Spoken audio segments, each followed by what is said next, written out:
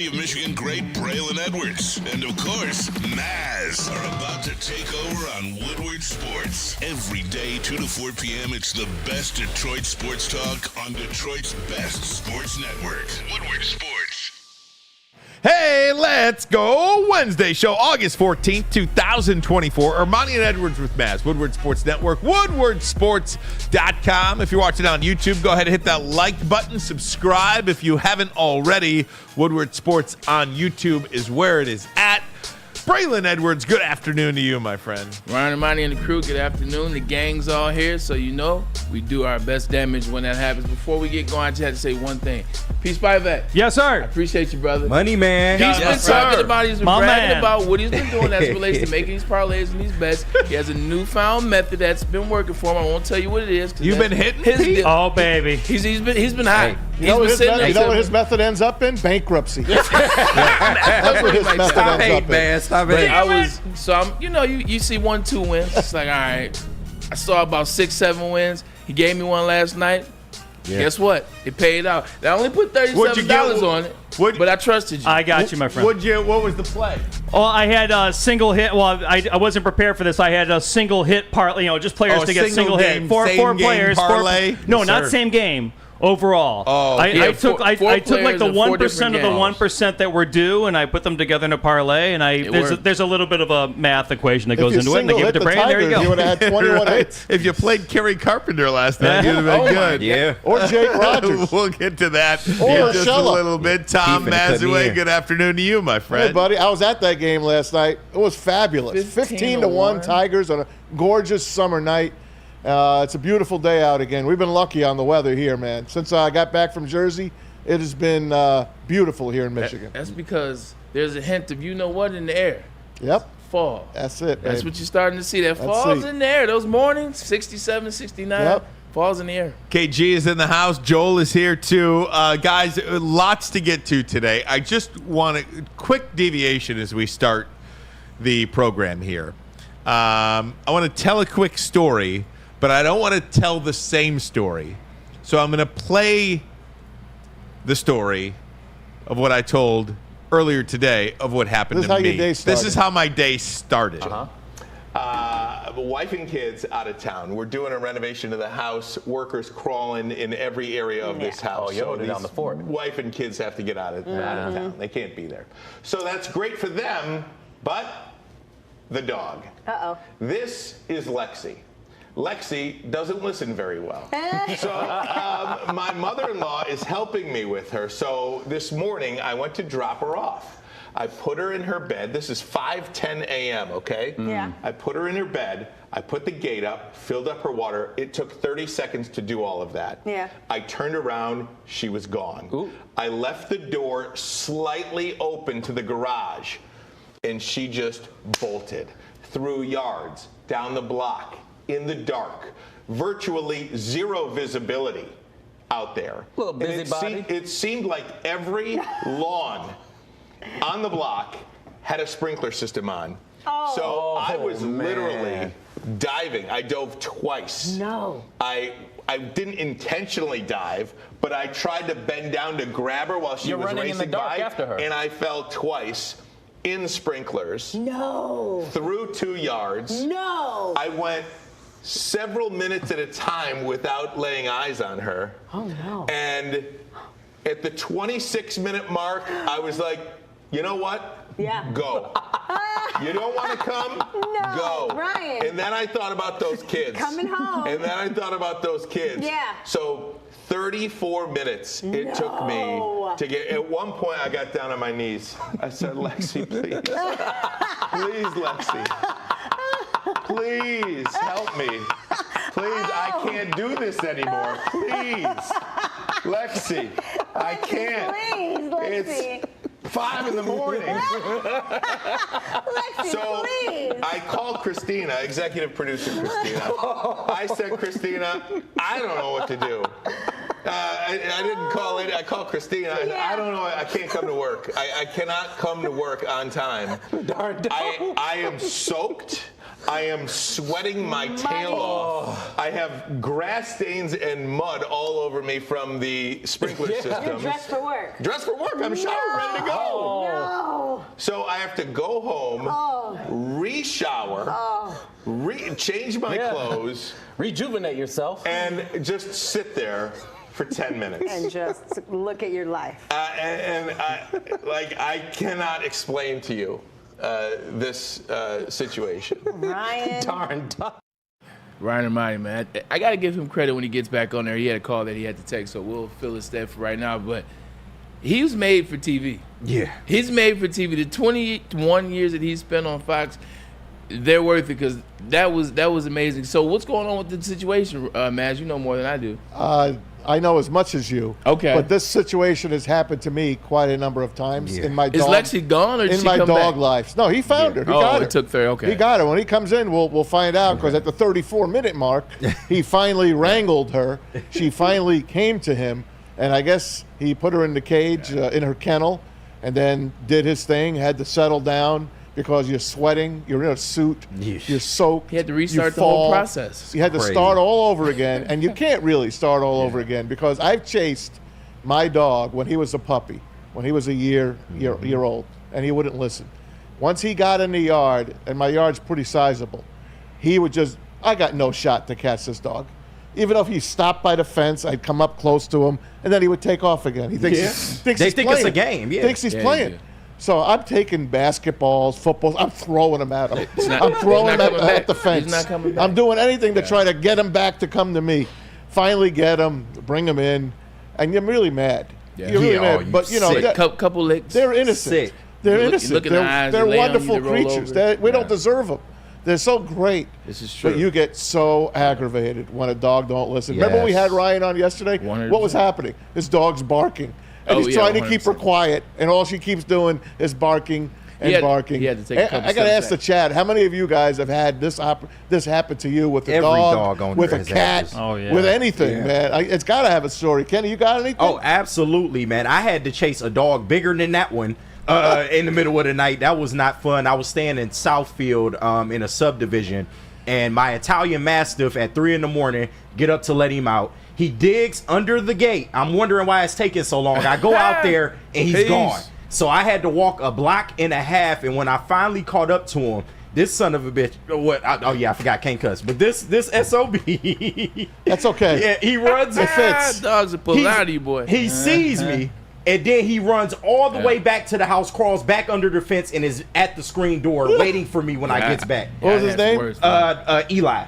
So R.I.P. Eli, man. I love that dog. But every dog owner has a story like Now, that. Bray, you got those little dogs. Yeah, Sasha and Nala. Well, Sasha's no longer with us, but we still got Nala, and now I have Lola as well. So That's right. Little dogs. Was Lola in that commercial for Pet Supply Plus? Was it a treat for a snack for Lola? Lola, Something like that. snack Yeah. for Lola. Little dogs, they know better. Like they're the furthest they'll go is the end of the yard. They go to the end of the yard because they like, look, this is foreign territory. This is the big world. They're not leaving past that driveway. So these stories, those are for Louie. I remember when Big Louie was, rest in peace. I remember when he was young, and I lived on a golf course. Yeah. He see the balls like on the course. Oh. He'd take up after them all the time. So my God. I got Good old everybody got Louie. stories. Listen, man, Jeter did this to me one time. It was the 4th of July weekend.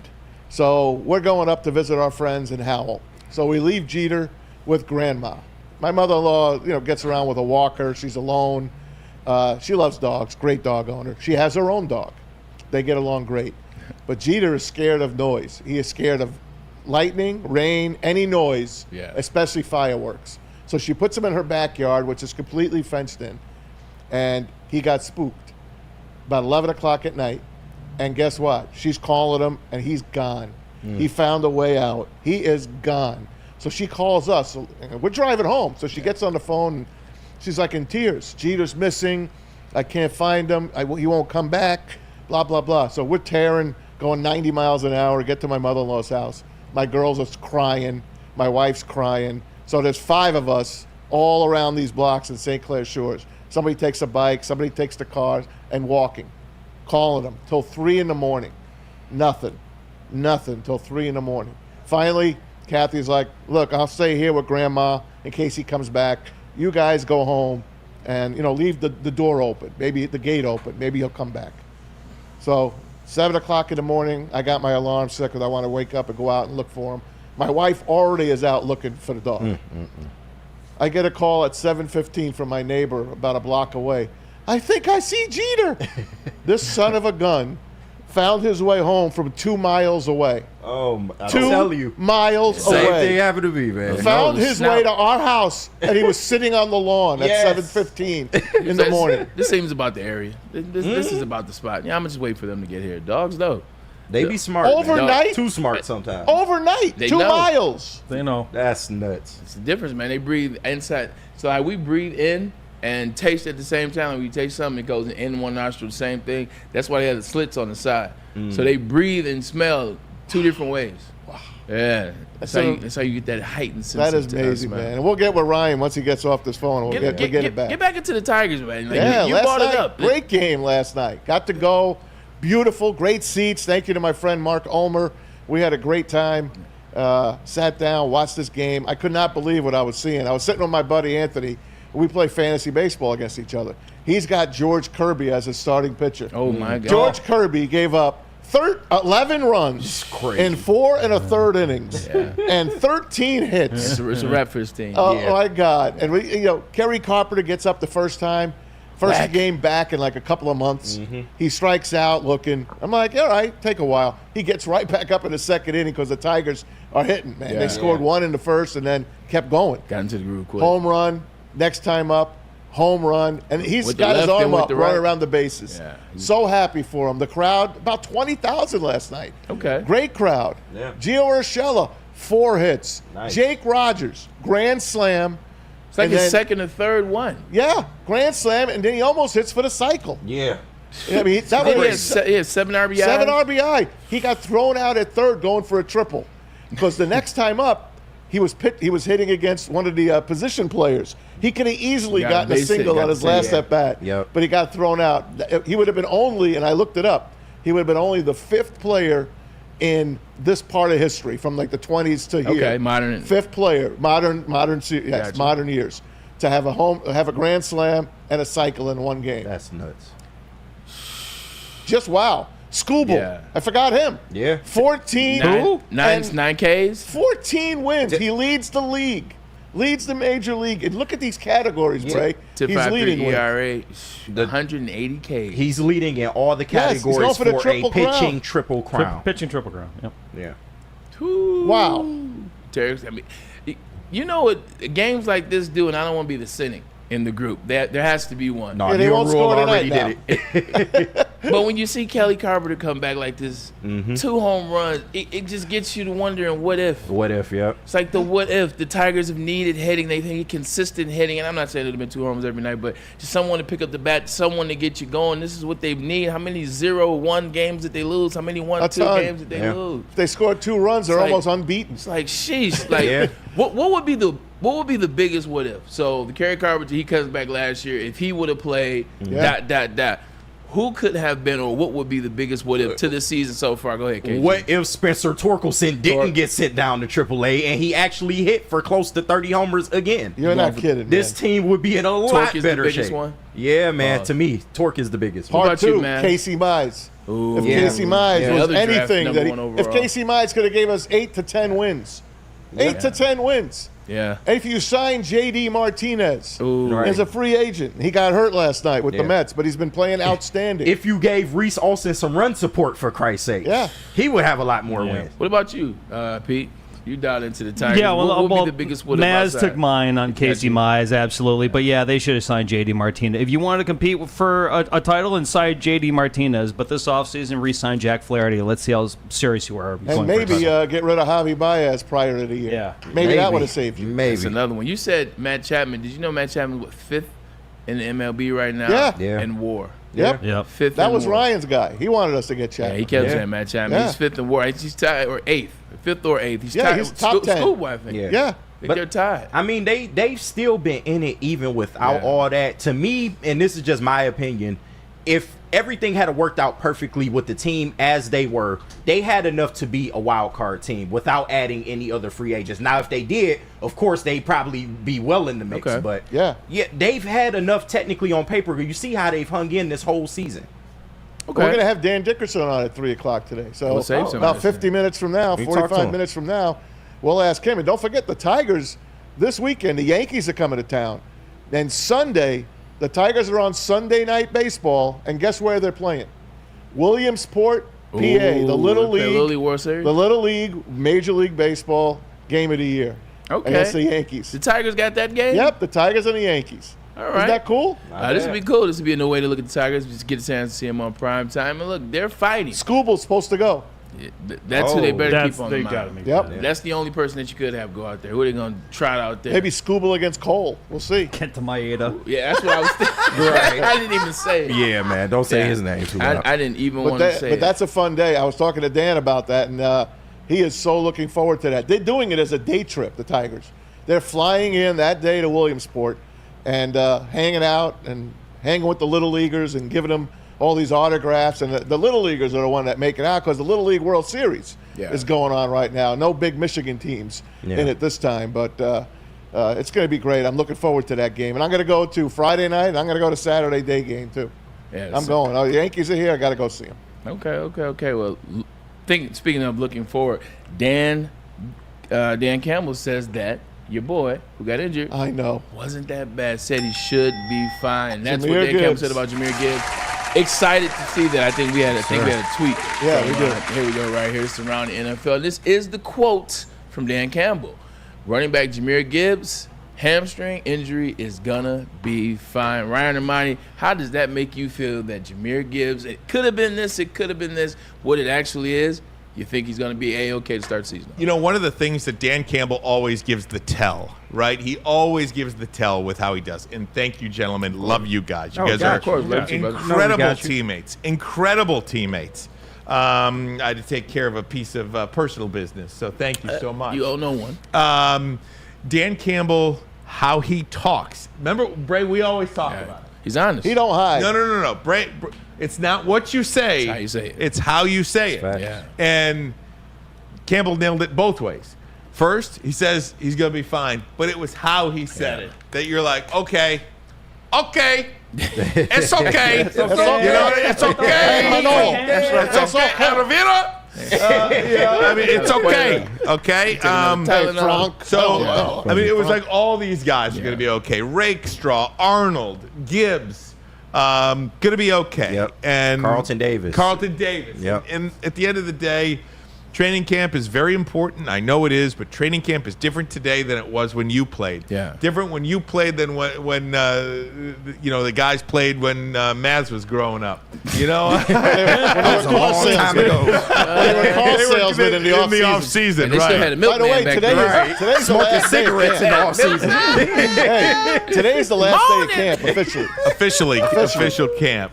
But nonetheless, so yeah, I hear you guys. I feel really good about where the Detroit Lions are. And again, I said it yesterday. I think it's unrealistic to expect that there not to be any major injuries this year. So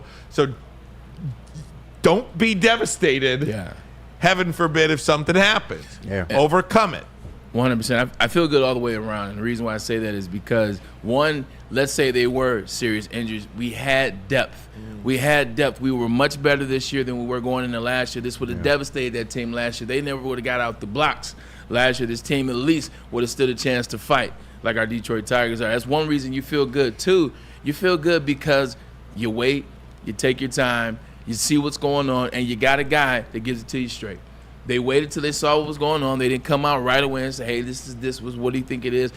Look at what Brian Daboll looked like at the podium the other day. Yeah. Talking about Malik Neighbors' injury. Right. Would you want that to be your head coach right now? No. Would you want to be the guy that you trust with your team and your information being delivered to you? No.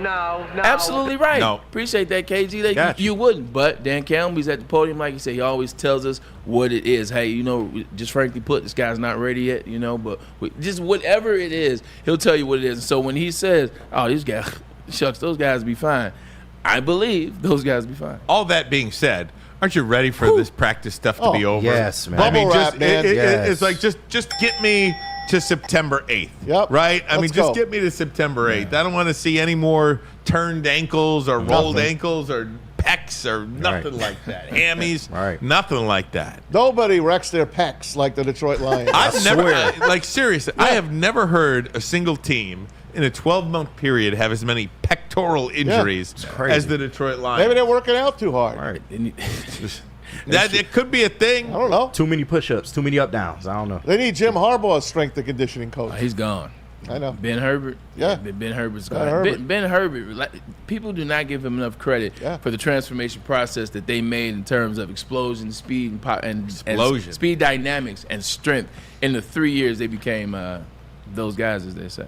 No doubt. So, that's a great piece of Lions news that I think so many people were wondering about. I mean, we're all waiting, right? And then, of course, Hendon Hooker. Yeah. You know, weren't here yesterday. We talked about that great quarterback that they brought in Jake Fromm. Hey, you know, camp arm. He can't be any worse than Nate Sudfeld. Well, you don't know that yet. I don't know about that. Right. I'm giving Nate the pass. But here's the clip. Eric Woodyard posted this. Woodyard on Woodward. This is the clip of Dan Campbell talking about. No, this is Hendon Hooker. Hendon Hooker talking about coming back. That part of the repertoire. Yeah, I mean, my mom is a huge, fan of sliding. So I always get it from her, but now the coaches are on me as well. So what did she tell you after the game about that? We gotta slide. That's her thing. She's been saying it for years. Yeah. I'm learning. When you haven't played in a year, is that harder to accept though? The idea that you have to avoid contact sometimes. For sure. And I wasn't even trying to run the guy over. I just embraced for impact, and he's kind of bounced off me. How would you? But yeah, coming back and you just playing, you're not really thinking about, I need to slide. So being out. Welcome back, Hooker. There's no way this guy was in college 2 years ago. There's absolutely no way. Hendon Hooker does not look 26. Hendon Hooker looks like he's my age. Mm-hmm. Right? He's 41. Oh, my God. No doubt. He looks like a full-grown man. He's a veteran. You know how the guys look like they were 20 in the 80s when they were 25, but they look like they were 40? Well, that's kind of how he looks. Remember Greg Oden? Former Portland Trailblazer and Ohio State Buckeye. Yes, sir. He looked 40 when he was 18. He's like old man LeBron. He was like looked like Rob Parker a little bit. You know what I mean? His knees was 42. Right. Rob Parker. 72. Rob Parker still looks 40. By the way. Greg Oden was cold. He was till he got to the league. Stan Edwards. Stan Edwards still looks 38. Yes. No doubt. He does. Don't crack. But good news on Hooker. This team has been getting some good news, right? And Maz, you were pointing that out last year about the good news until you had the CJGJ injury and all that stuff. But nonetheless, they got good news. The ball bounced their way. It just seems like the ball is bouncing the Lions' way in everything. Whether it was you start with injuries last year, you start with wins last year, you start with Jamison Williams being suspended this but only getting this. You look at injuries where guys are, oh, man, this guy's going to be, it's not that bad. Look at Sam Laporta. That's one we don't talk about. Yeah. Sam Laporta, when he got hurt, we thought it right before the season. The Viking game. Yeah. Right before the game of playoffs started, you're like, no, not Sam. He was so intricate at that point in time. Not only did he play the next game, he actually scored the first touchdown in that game. So you're right. The Lions have been catching breaks. But you know what?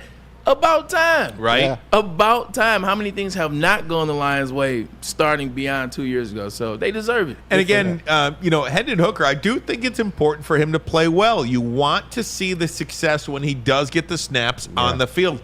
And again, we'll talk about J.J. McCarthy coming up, but when you get the opportunity to play, I don't care if it's a third-team defense, a fourth-team defense, guys that aren't going to play, you have to show up. This is what people will see. People aren't going to see what you do on a Wednesday at 9:35 a.m. in individual drills or 7-on-7s. This is where people will see you. Also, too, this is where you get your own confidence. This is when you get out there, you get your own confidence. You start to feel like, hey, you know what? I don't care where you got drafted. Newsflash, I don't care where you got drafted. I don't care what team you're on. I don't care how bad the team is, how good the team is. Like, you still want to know, can I make it? You still don't get that confidence until you go out there, you make some plays, you feel like you have a grasp of the playbook and a grasp of that level. So it's good to see for your own self going out there, hey, you know what, boom, I got the call right, center back, quarterback exchange. I read that play right. I made this completion. I was able to audible out of this. Now these start to happen, and you're like, the more and more you get back to college ball. Like, that's what it's about. It's getting back to that level that you left college at. I mean, for me, it took me really my ninth game to where I'm finally like, okay, this isn't too different from Ann Arbor. This isn't too different from playing at that level. Did you feel like you belonged right away? No. Yeah. Like, I mean, yes, in an arrogant way. Like, yeah, I got drafted third overall. I know what you mean. I belong here, but now my play has to speak for itself. Now I have to change my game. So not right away.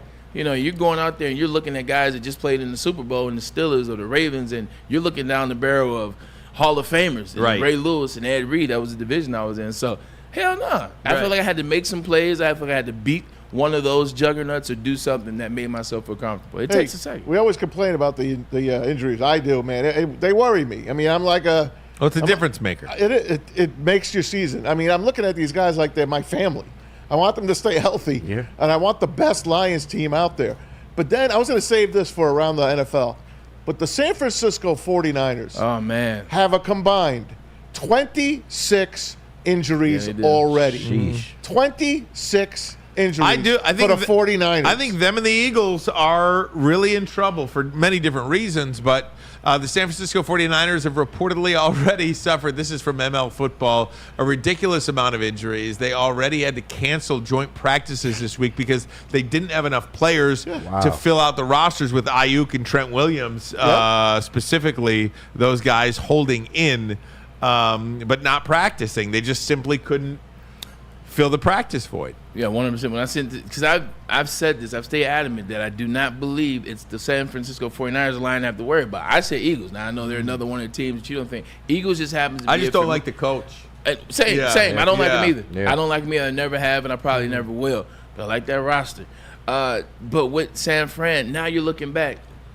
Aren't you kind of mad you didn't necessarily set yourself up better getting Trent Williams taken care of? Yeah. Aren't you mad that you didn't get something done with Brandon Ayuk way before time, or start this process and believe that he was serious like when he first told you back in March?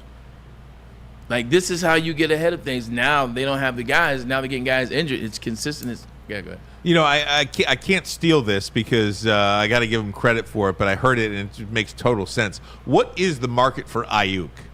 Because he will be a free agent at the end of the year, unless you're a team that feels, and Colin said this earlier, unless you're a team that feels you are a Brandon Ayuk away from winning the Super Bowl, why would you give up a second and a third round pick for Brandon Ayuk when you can just sign Brandon Ayuk? You're going to agree to a contract with him this year anyway. That's what it's going to take to trade for him. Yeah. So why would you give up a second and a third or whatever the deal is when you can just sign him to that contract next year and not give anything up? Like you said, maybe they have a chance to win the Super Bowl this year. But there's not. I don't think the Steelers feel like they can win the Super Bowl. Yeah. I don't think the New England Patriots feel like they can win the Super Bowl. You don't want to play for them anyway. Maybe the Cleveland Browns feel like they have an opportunity to win the Super Bowl. That's the only team. But they'd have to give up Cooper. Yeah. Amari Cooper. So you're basically trading like Amari Cooper. Right. It is a wash. It's a younger version of Amari Cooper. And what's he get? 25 to 28 million? It's not a wash, and the only reason why that's not a wash is because Brandon Ayuk is younger. Brandon Ayuk has a longer shelf life. You'll be able to do some things, and he'll be able to help your franchise. Yeah. Brandon and KG, I need you to rock with me on this one. I got you. I'm listening. Brandon Ayuk isn't where Amari Cooper is right now. Yeah. So you're essentially going to trade Brandon Ayuk for Amari Cooper, who's probably a little bit better than Brandon Ayuk because he's a one. Yeah. Brandon Ayuk hasn't been a one. So you're trading this for that, and you're going to have to pay this guy who's never been a proven one. That's a slippery slope for the Cleveland Browns. I totally agree, man. Slope. I totally agree. Amari Cooper He's been a one since the Raiders. Exactly. Amari Cooper at this stage in his career is definitely a better receiver. We've seen him do it more and more often than Brandon Ayuk. He's also injury prone. This is true. That's true. He doesn't play a lot. And if you wait, when he does, he had 256. Yep. And if you're San Francisco, I mean not San Francisco, but any team trying to get Brandon Ayuk, if you wait, you can probably get him for cheaper too, because he wants number one money, but I just don't see it happening, man. Like, he's maybe 25 million, around that range. I know he wants upwards of 30, but I do not see it, man. But I totally agree. Yeah, I mean, it is definitely a saga that is ever going and still going. Who told him he was this? Somebody is whispering this in his ear. Because no, he feels like he's that. But, Brian, I'm just saying, I know we're going to go to break, but I'm just going back to what I said last week. Like, for him to be in this space, this would be different if this was Justin Jefferson. This would be different if it was one of those type Devontae Adams. Who told him he was on this level? Well, how about just, hey, why don't you just suck it up, make your $18-20 million a year on a team that has a chance. Go win a Super Bowl and then go get paid next year. Yeah, because maybe they franchise him then. They won't. They said they won't. Yeah. They got his replacement. Well, their business. They did say they wouldn't do that. They got his replacement already. Yeah. I believe them.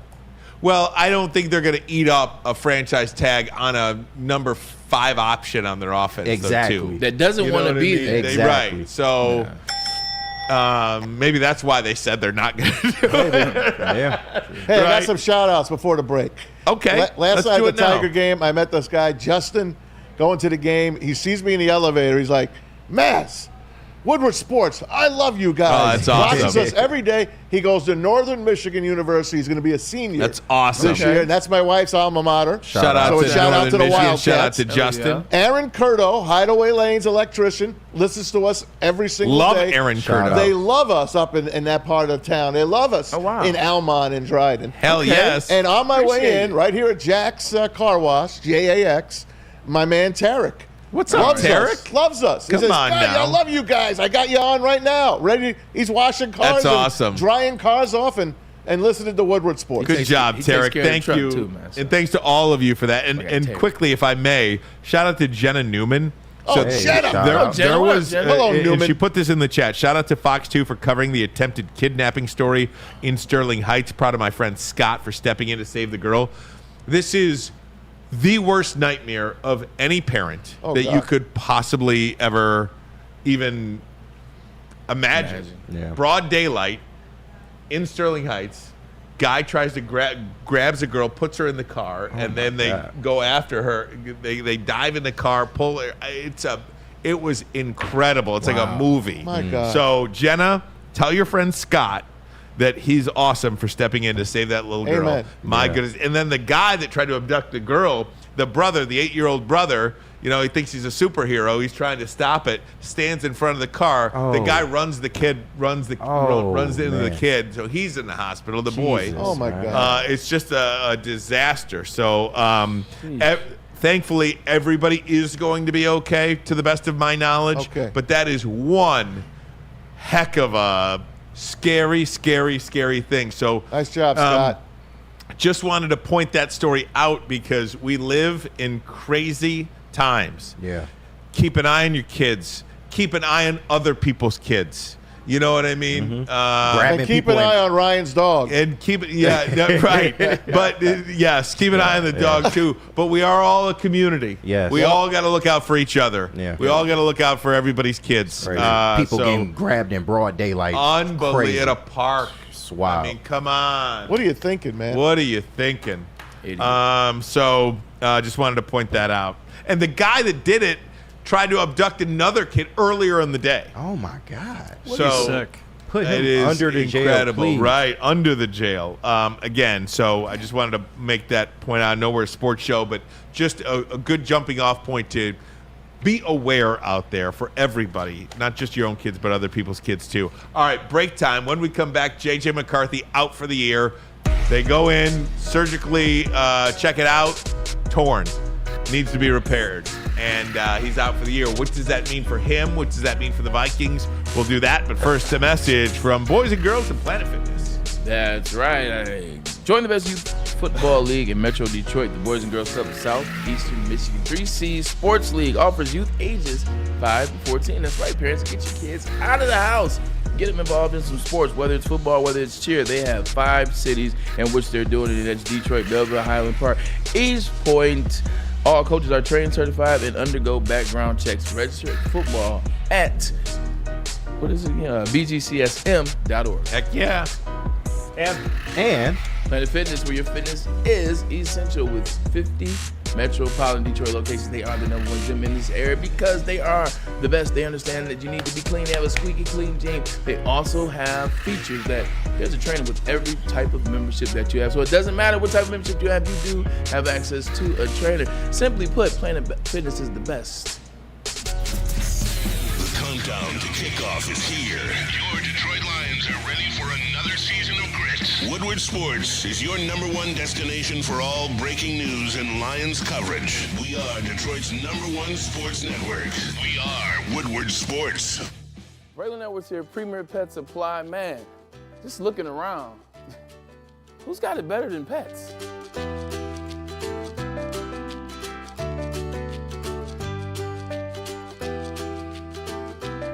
Come on, a baby stroller for Coda?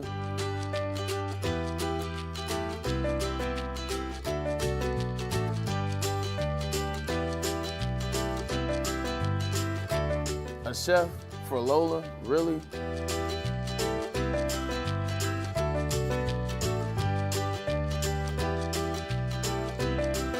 You don't have to tell me who the real boss here is.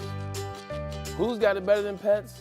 Nobody, especially here at Premier Pet Supply. For over 30 years and more than 13 locations, Premier Pet Supply has everything that your pet can dream of, and guess what? It's all under one roof. Premier Pet Supply, family owned, operated, and proud to call Metro Detroit home. Check out premierpetsupply.com or scan the QR code today. Who's got it better than pets? Nobody! A network for the city, by the city. Woodward Sports is Detroit Sports. The Ally Challenge presented by McLaren is back August 22nd through 25th at Warwick Hills and Grand Blanc. Be there for PGA Tour Champions Golf, Family Night, concerts, and more. Tickets start at just $15. Get yours at allychallenge.com today. Stop searching for a vehicle and start finding one. Les Stanford Chevrolet Cadillac makes it easy. We harness the power of multiple dealerships and own the biggest selection of GM brands in the area to get you the car you need. With the Les Stanford Group, you'll have access to 4 different dealerships, providing you with more makes, more models, and more choices. We're connected to more than 1,000 vehicles, and with so many high-quality CPO vehicles available, you'll find new car quality at pre-owned prices. You can start and end your search at lesstanford.com today. The most talked about Detroit media by other Detroit media, and we love it. It's the Woodward Sports Network. Any Lady Jane's haircuts for men and claim your throne for a king's treatment from one of our talented stylists. Open 7 days a week. Walk in anytime. Just get to a Lady Jane's today and receive a precision haircut, scalp massage, hot lather neck shave, and a hot towel treatment. A haircut should not be a chore. It should be an experience. And that's exactly what Lady Jane's has to offer. Open 7 days a week. Walk-ins are always welcome. There's always a location near you. Lady Jane's haircuts for men, it's wicked awesome. Congratulations to the real coach of the year, Motor City Dan Campbell. Just put your head down and go to work. It's about to be fun, man. It's about to be fun. Woodward Sports. Hey guys, are you dreaming of a new home but feeling the financial pinch? Well, Mark White & Associates, your trusted real estate experts, are here to help you. Mark White and his team will pay up to $5,000 of your closing costs. That's right, guys. I said $5,000. Call Mark White and Associates today, 248-290-8242. Hit him up online as well at markwhitesells.com. Call Mark White and Associates today, 248-290-8242 to make your dreams come true. And don't forget about Lady Jane's haircuts for men. I just spent an hour and a half on, was it Monday? With Bethany. Yeah, Monday. Yeah. Oh my God, did I get pampered? It was fantastic. That's fabulous. Wow, unbelievable. Awesome is when a guy can be a guy and get an amazing haircut. That's Lady Jane's Haircuts for Men. Stop in, sit back, relax. Let one of Lady Jane's talented stylists make you look and feel great. You could walk in anytime, 7 days a week. Lady Jane's. It's wicked awesome. Hey, news of the day today. We'll get back to the Lions momentarily, but I did not want to go this first hour, the entirety of the first hour, without mentioning the news of the day. Breaking news. Breaking news. Whoop, whoop, whoop. J.J. McCarthy is going to be out for the year.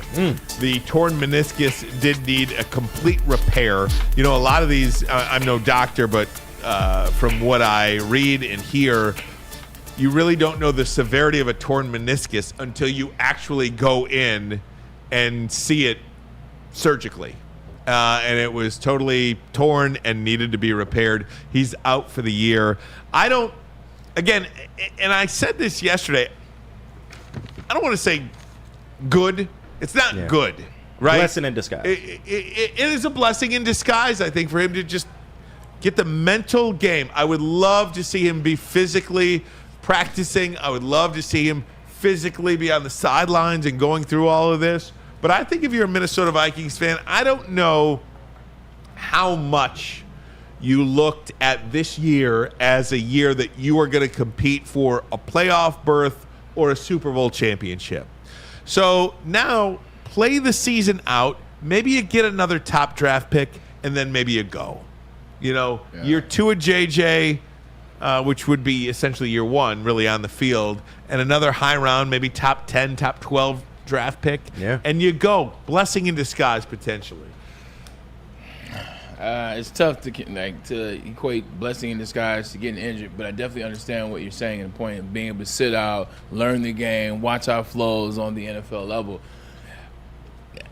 I don't know if I'm a Minnesota Vikings fan, only from the standpoint of what I saw in a brief sample size with JJ. Looked like he was understanding. It doesn't matter who he's playing with, like you said.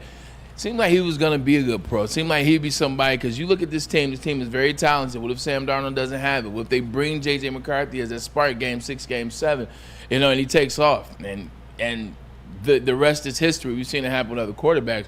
The only thing that bothers me about J.J. just coming back is I think he can. This will be easy. It's ACL surgery. Everybody had him. I tore my ACL my rookie year years ago. Came back, no problem. Medicine better.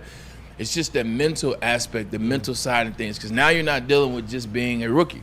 Now you're dealing with this is your first time, and you're coming back from an ACL, and you're trying to learn offense, and you're trying to learn this team, and you're trying to secure that job, but coming through all that. So it's a tough road. I'm not going to make any beans about it. It's going to be a tough road. It's a lonely road, especially get hurt this early. Now, he'll be disconnected from the team a lot. You won't be out there working out with the guys. You're not going to be at practice with the guys per se.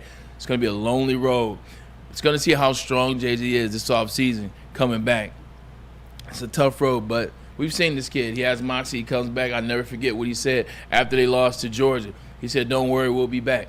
He said that they lost again the next year, and finally they won the national championship. So we know his resilience is there. Just prayers up. Sad it had to happen. I don't, Rye, honestly, guys, I don't think it's a blessing in disguise. I believe as a Viking fan, if I was a big Viking fan living in Minnesota, rooting for the Purple, this one sucks. Yeah. You got Sam Darnold, journeyman, former #1 pick, washout basically. He's just a journeyman backup quarterback. They have enough talent on this team that they could have done some damage, I believe.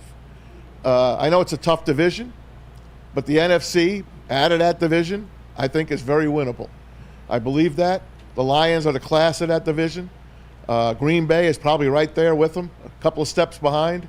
The Bears are creeping up to that 9-8 level, and the Vikings are always knocking on the door for a playoff. They're 9-8 as well. And this kid, I believe, would have been starting by the bye week. Yeah. I believe that. I believe that Sam Darnold might have won a game or two. Maybe. That's a tough first start. 5 weeks of the season outside of Giants on the opener, and it's a road game nonetheless, is brutal. To me, you come out of that break, and it's a fresh start with your #1 draft pick. Can I just say, they traded up to get him. And again, when I said yesterday, blessing in disguise, the thought was you go in and you're missing a couple of weeks and the pressure is off to not be the starter year 1, game 1. Yeah. Now I'm changing that blessing in disguise to, okay, I still think J.J. McCarthy is going to be a great quarterback at this level, and now you're going to do it by adding an extra player next year in the draft. Yeah. If you don't make the playoffs, and again, I don't think that the Vikings were going to contend for a Super Bowl championship this year. So maybe you get another top 10 pick, and that's where the blessing in disguise comes for the Minnesota Vikings.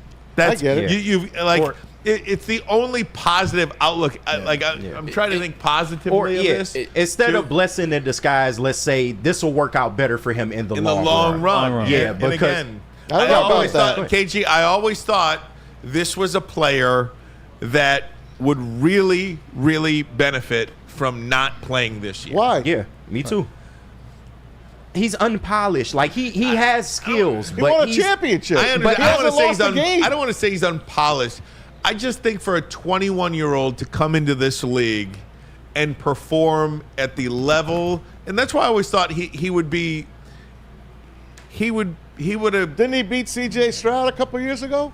True, but that's college. Yeah. Though. Again, I thought this was a player that could have used another year of college. Yeah. That's you know what I mean? He did not throw the ball a lot at Michigan. But they don't let him. And true. And without that, I thought that when he declared for the NFL draft, I thought this would be a great opportunity to go to a team that doesn't need a starter game one, year one. But they do. I mean, I understand. But they do. They don't have still Kirk. believe. Listen, if Kirk Cousins was there, this is a blessing. I still believe. Not Sam Darnold. Right. Well, listen, I still believe J.J. McCarthy will be the best quarterback in this class when it's all said and done. Look at the guy, and I know you guys talked about him already. Look at the guy who pitched for the Tigers last night. Yeah. Dude missed a year and a half. Yeah, there you go. And he came back, and he is the best pitcher in all of baseball. If you have one game to win in Major League Baseball, who you could pick anybody you want. Is it not Tarik Skubal? Or Blake Snell right now. Well, yeah, back-to-back no-hitters almost. And Paul Skeens, but in the AL, there's Skubal. Right. Skeens is a baby yet. Skeens, He's a baby. I mean, Skeens will give you 5 or 6 good ones, and then he's a baby. go to the bullpen, and the Pittsburgh Pirates will blow it. Yeah. But you're again, right, though. I get it. I'm trying to look at it. So you remember. You remember what Justin Jefferson was screaming on the sidelines on Saturday. He can't wait to suit up. Yeah. And now he's got Sam Darnold to throw to him.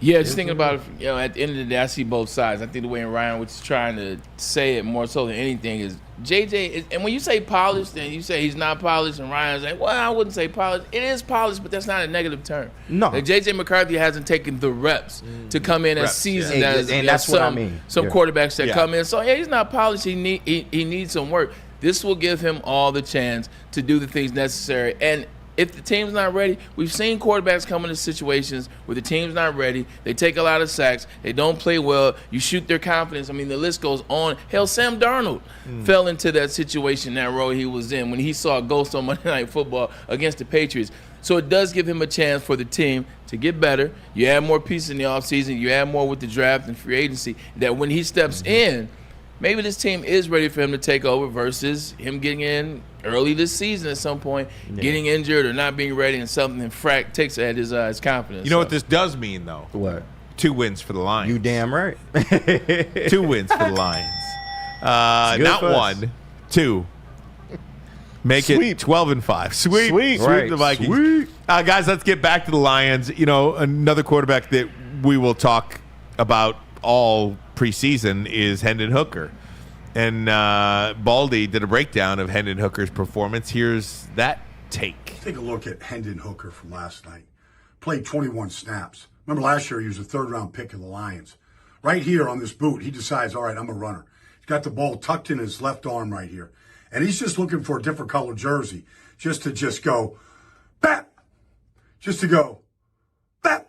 Left foot, left shoulder. You just see the power Hendon Hooker has. You don't want your quarterback trucking safeties and linebackers like that. But, he wants to get back and feel what it's like to have some contact again. It's been a while. And then he made this throw on 3rd down. 3rd and 5 last night. He just hits Isaiah Williams right here in the shallow cross, right on schedule. Right in front of Dan Campbell, who seemed to like it quite a bit right there.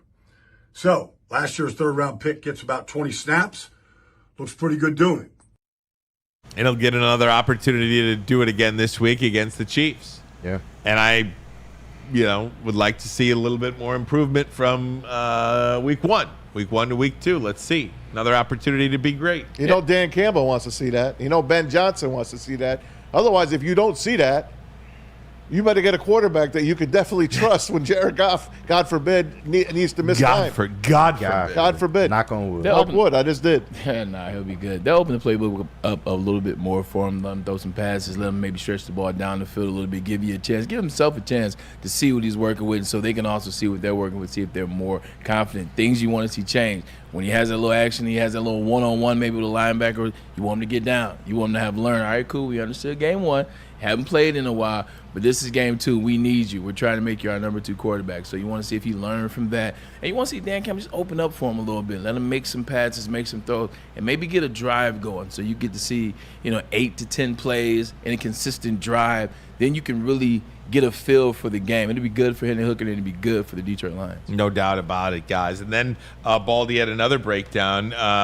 And look, they got some depth at this running back position now. Sione Vaki, this kid looks like he can play. He's going to be a steal. steal. This is Anson's guy. They moved up for a reason. He's going to be a steal, and Anson called him from the data draft before the draft happened. This kid looks this kid. Yeah. Ridiculous. Anson has stats on him. I'm like, where'd you get this? I mean, I can't find any stats. Like just alone that Baldy is doing a breakdown on Sione Vaki. There you go. He's real. You know what I mean? It's a real deal. Like of all the players to do in the preseason, Sione Vaki, that's the guy I'm going to break down. You guys send me all the Baldy breakdowns. Every once in a while, I go check his page out. But just from what you send and what I've seen on the page, seems like he likes the Lions because you'll see Lions players overlap. It'll be like a Lions player, 49ers, Eagles, Lions player, Chiefs player, Broncos, a Lions player. Like he loves the Lions. No doubt. It's that player And he development. likes Sione Vaki.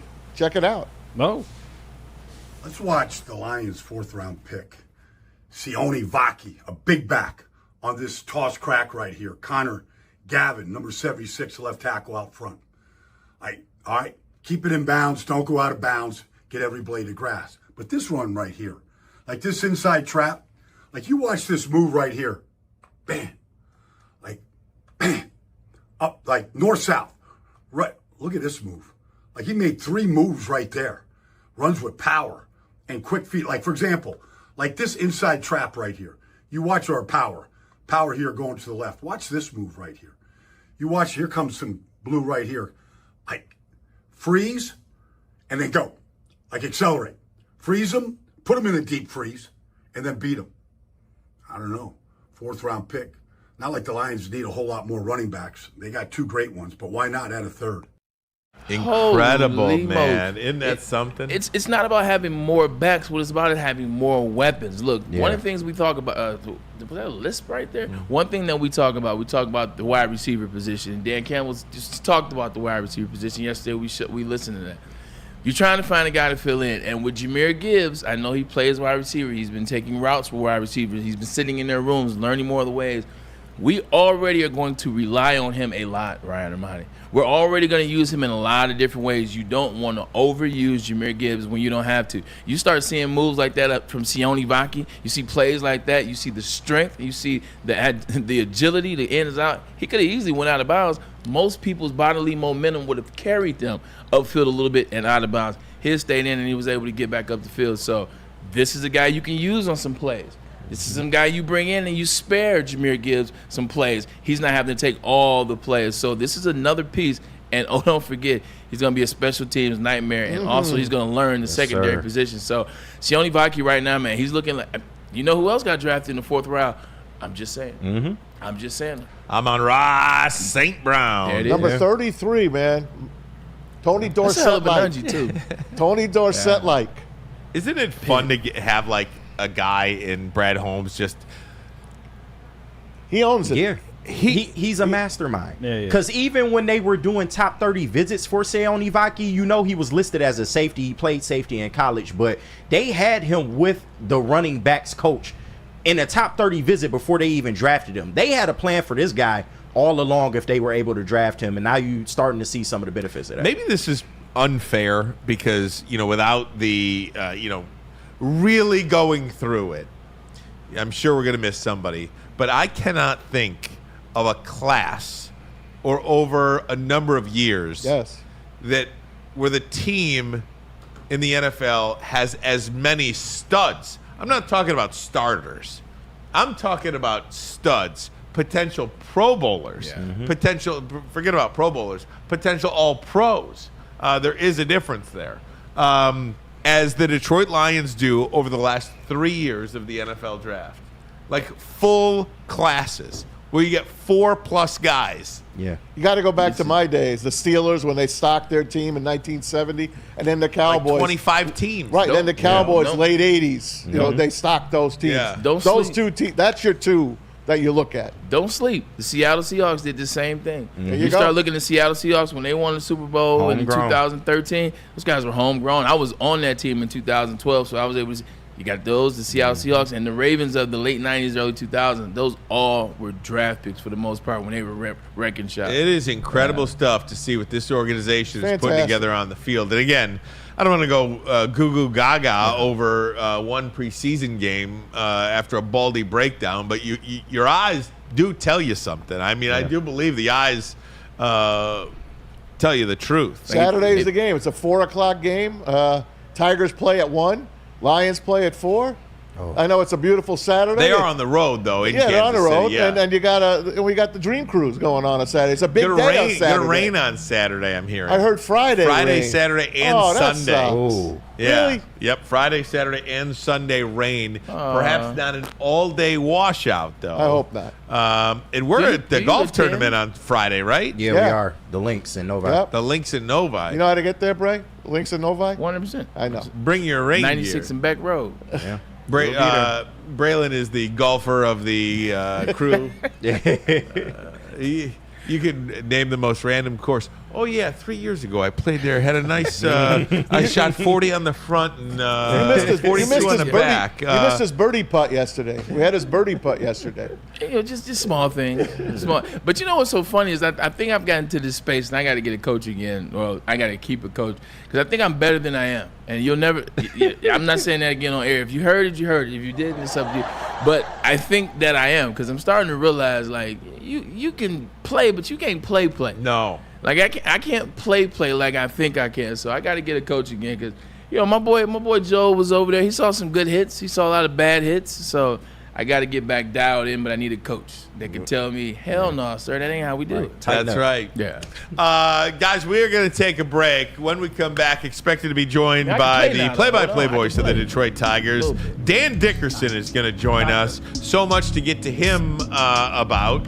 Are you whispering, Pete? Just letting him know on radio. Sorry about that. So, I wear an earpiece, and sorry about that. No, it felt like you were whispering a little. Was he making cat noises again? Yeah. Get it together, Pete. That's great. We'll talk a little Michigan football with Alex as well. But first, a message from Dr. Pierce. All right, we'll see Doc tomorrow. We're going to ask him about all these injuries. We're talking about Dr. Jeff Pierce of Michigan Sports and Spine. Join him every Tuesday on Big D Energies with us on Thursdays. Join Trust the Guide at DMAC and Braylon Trust. For more information, visit MichiganSportsandSpine.com or call Dr. Pierce 248-426-9944. And Dr. Pierce and I, and all of us here at Woodward Sports, take our pets to Premier Pet Supply. When you can find them. You know it. It's family owned and operated for over 30 years.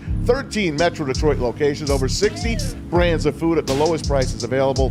Curbside delivery if you need it, and nutritionists on call. Give your pet the best. Don't settle for less. It's PremierPetSupply.com. It's bear hunting season, and Dan Campbell is hungry for some kneecaps. If you can just get a hold of them and you start dragging their ass out to the deep, dark abyss, you can drown them. The Kings of the North are back for another year of the brand new Lions. Make sure you're locked in to Detroit's #1 sports network for all the news and info on your Detroit Lions. Woodward Sports, let's go. Stop searching for a vehicle and start finding one. Les Stanford Chevrolet Cadillac makes it easy. We harness the power of multiple dealerships and own the biggest selection of GM brands in the area to get you the car you need. With the Les Stanford Group, you'll have access to 4 different dealerships, providing you with more makes, more models, and more choices. We're connected to more than 1,000 vehicles, and with so many high-quality CPO vehicles available, you'll find new car quality at pre-owned prices. You can start and end your search at lesstanford.com today. The Ally Challenge presented by McLaren is back August 22nd through 25th at Warwick Hills and Grand Blanc. Be there for PGA Tour Champions Golf, Family Night, concerts, and more. Tickets start at just $15. Get yours at allychallenge.com today. The most talked about Detroit media by other Detroit media, and we love it. It's the Woodward Sports Network. Yo, let me just say, I love Planet Fitness. Trying out Planet Fitness, and dang, they got lots of equipment. Not me getting a Planet Fitness membership just for the 24-hour perk. Listen, the PF Black Card is worth every penny for this hydro massage. I'm a new man. Did y'all know that the PF app has workouts you can do at home? Cheapest therapy I can find is Planet Fitness. All the benefits, all for less. Planet Fitness, big fitness energy for all. You smell that? That's Brad Holmes cooking. And the off-season smells good. Woodward Sports. Come to any Lady Jane's Haircuts for Men and claim your throne for a king's treatment from one of our talented stylists. Open 7 days a week. Walk in anytime. Just get to a Lady Jane's today and receive a precision haircut, scalp massage, hot lather neck shave, and a hot towel treatment. A haircut should not be a chore. It should be an experience. And that's exactly what Lady Jane's has to offer. Open 7 days a week. Walk-ins are always welcome. There's always a location near you. Lady Jane's Haircuts for Men. It's wicked awesome. The countdown to kickoff is here. Your Detroit Lions are ready for another season of grit. Woodward Sports is your #1 destination for all breaking news and Lions coverage. We are Detroit's #1 sports network. We are Woodward Sports. Crispy. Hey, what happens when you run a Crispy. great business for over 50 years? You expand more products to more people. That's exactly what Les Stanford did by adding Les Stanford Buick GMC. Some of those cars are awesome, too, the Buick GMCs. All you got to do is look them up online or head on to the dealership. They're located in Ferndale. Maybe you're going to the Dream Cruise this weekend. Head on down there. 9 Mile, just south of 9 Mile, I should say, located on Woodward. And if you're looking for a Chevy or Cadillac, Les Stanford in Dearborn, where they have been on Michigan Avenue for over 55 years. You can find the brand you want under one umbrella. LesStanford.com, LesStanford.com. Together, let's drive. And Ryan and Marty, I apologize because the rings at Soroki's are so crispy. Oh, man, I jumped the gun. Nashville hot. I jumped the gun, man. You got to get some of that Nashville hot. It is back, but only for a limited time. You know the slogan, you know the saying, it's the chicken tender pizza. It is the tenders, and it is the fries and the sandwich. But if it's too hot for you, just get some of the crispy chicken and call it a day. Also add some sides, fresh salad. This is what they do at Soroki's. And don't forget the honey biscuits. See you soon at Soroki's. And welcome back, Woodward Sports, hour number 2 of the program. Ryan Ermanni, Braylon Edwards, Tom Mazaway. Another 60 minutes of us here before the heavyweights get going at 5. And, of course, we are on demand. So anytime you want to watch us, YouTube. Let's bring him in, the voice of the Detroit Tigers, the great Dan Dickerson. How you doing, Dan? I'm good. How are you guys? Hey, Dan. Fantastic. Dan, thanks so much for the time. First and foremost, how much fun was last night's game to call? Yeah, that was a blast. That was a blast. You know, I didn't get the words out that, hey, you can't overemphasize the impact that it has to this lineup to have Kerry Carpenter back. And I think I got the word back out in the home run. And then it just went from there. And it really was a beautiful thing, but it's a great example. It wasn't all Kerry Carpenter, obviously, but to have an impact bat back in the middle of the order has a ripple effect up and down the order, and you're going to get Riley Green back in the next week. And that can make these final 6 weeks really fun. Dan, what did I tell you yesterday on the phone about Kerry Carpenter? Don't play him! Don't play him! Bench him for the year! That's why I'm here, Dan. I'm not down there. You were right. I doffed my cap to you, man. But 21 hits. Jake Rogers, 7 RBI. Almost a cycle and a grand slam. 4 hits for Urshela. And Tarik Skubal. That's a mic drop right there. Tarik Skubal, I mean, I think you really have to appreciate how good that job that he did last night was. The 6th inning shut him down again. But to face a team in consecutive starts, always tricky. I think that it was advantage Tigers against Kirby yesterday. But it was advantage Tarik Skubal facing this same lineup. It's like, until you show you can do something against me, I'm not going to change what I do. But what he did do, I thought, was really kind of interesting to watch. Look how many called third strikes he got. He got 5 called third strikes. As Andy was pointing out on the air last night, Andy Dirks, that pitch down and away, when they see that, they're thinking that's a changeup on consecutive batters. He did a backdoor slider in that same spot where the changeup might be, called third. And then he did a fastball, threw a fastball 95, 96, dotted it down and away. Another called third. I thought he made some nice subtle adjustments with Jake to freeze these guys and to rack up the strikeouts in a little different way than he did last week in Seattle. And I also think it's, you know, you can say, well, he sat for a long time, and he's always going to appreciate the run support, and he won't mind that. That's true, but it is a real thing that when you sit that long twice, and we saw a little bit of command issues, Jake got him back on track. Yep. That, in many ways, that was a heck of a sixth-inning start. Right. Hey, Dan, I wanted to ask you, there's 42 games left in the season, and you mentioned, you're going to get Green back. You got Carpenter back. You got Colt Keith. Meadows. Parker Meadows is back. Justin Henry Malloy. Madras.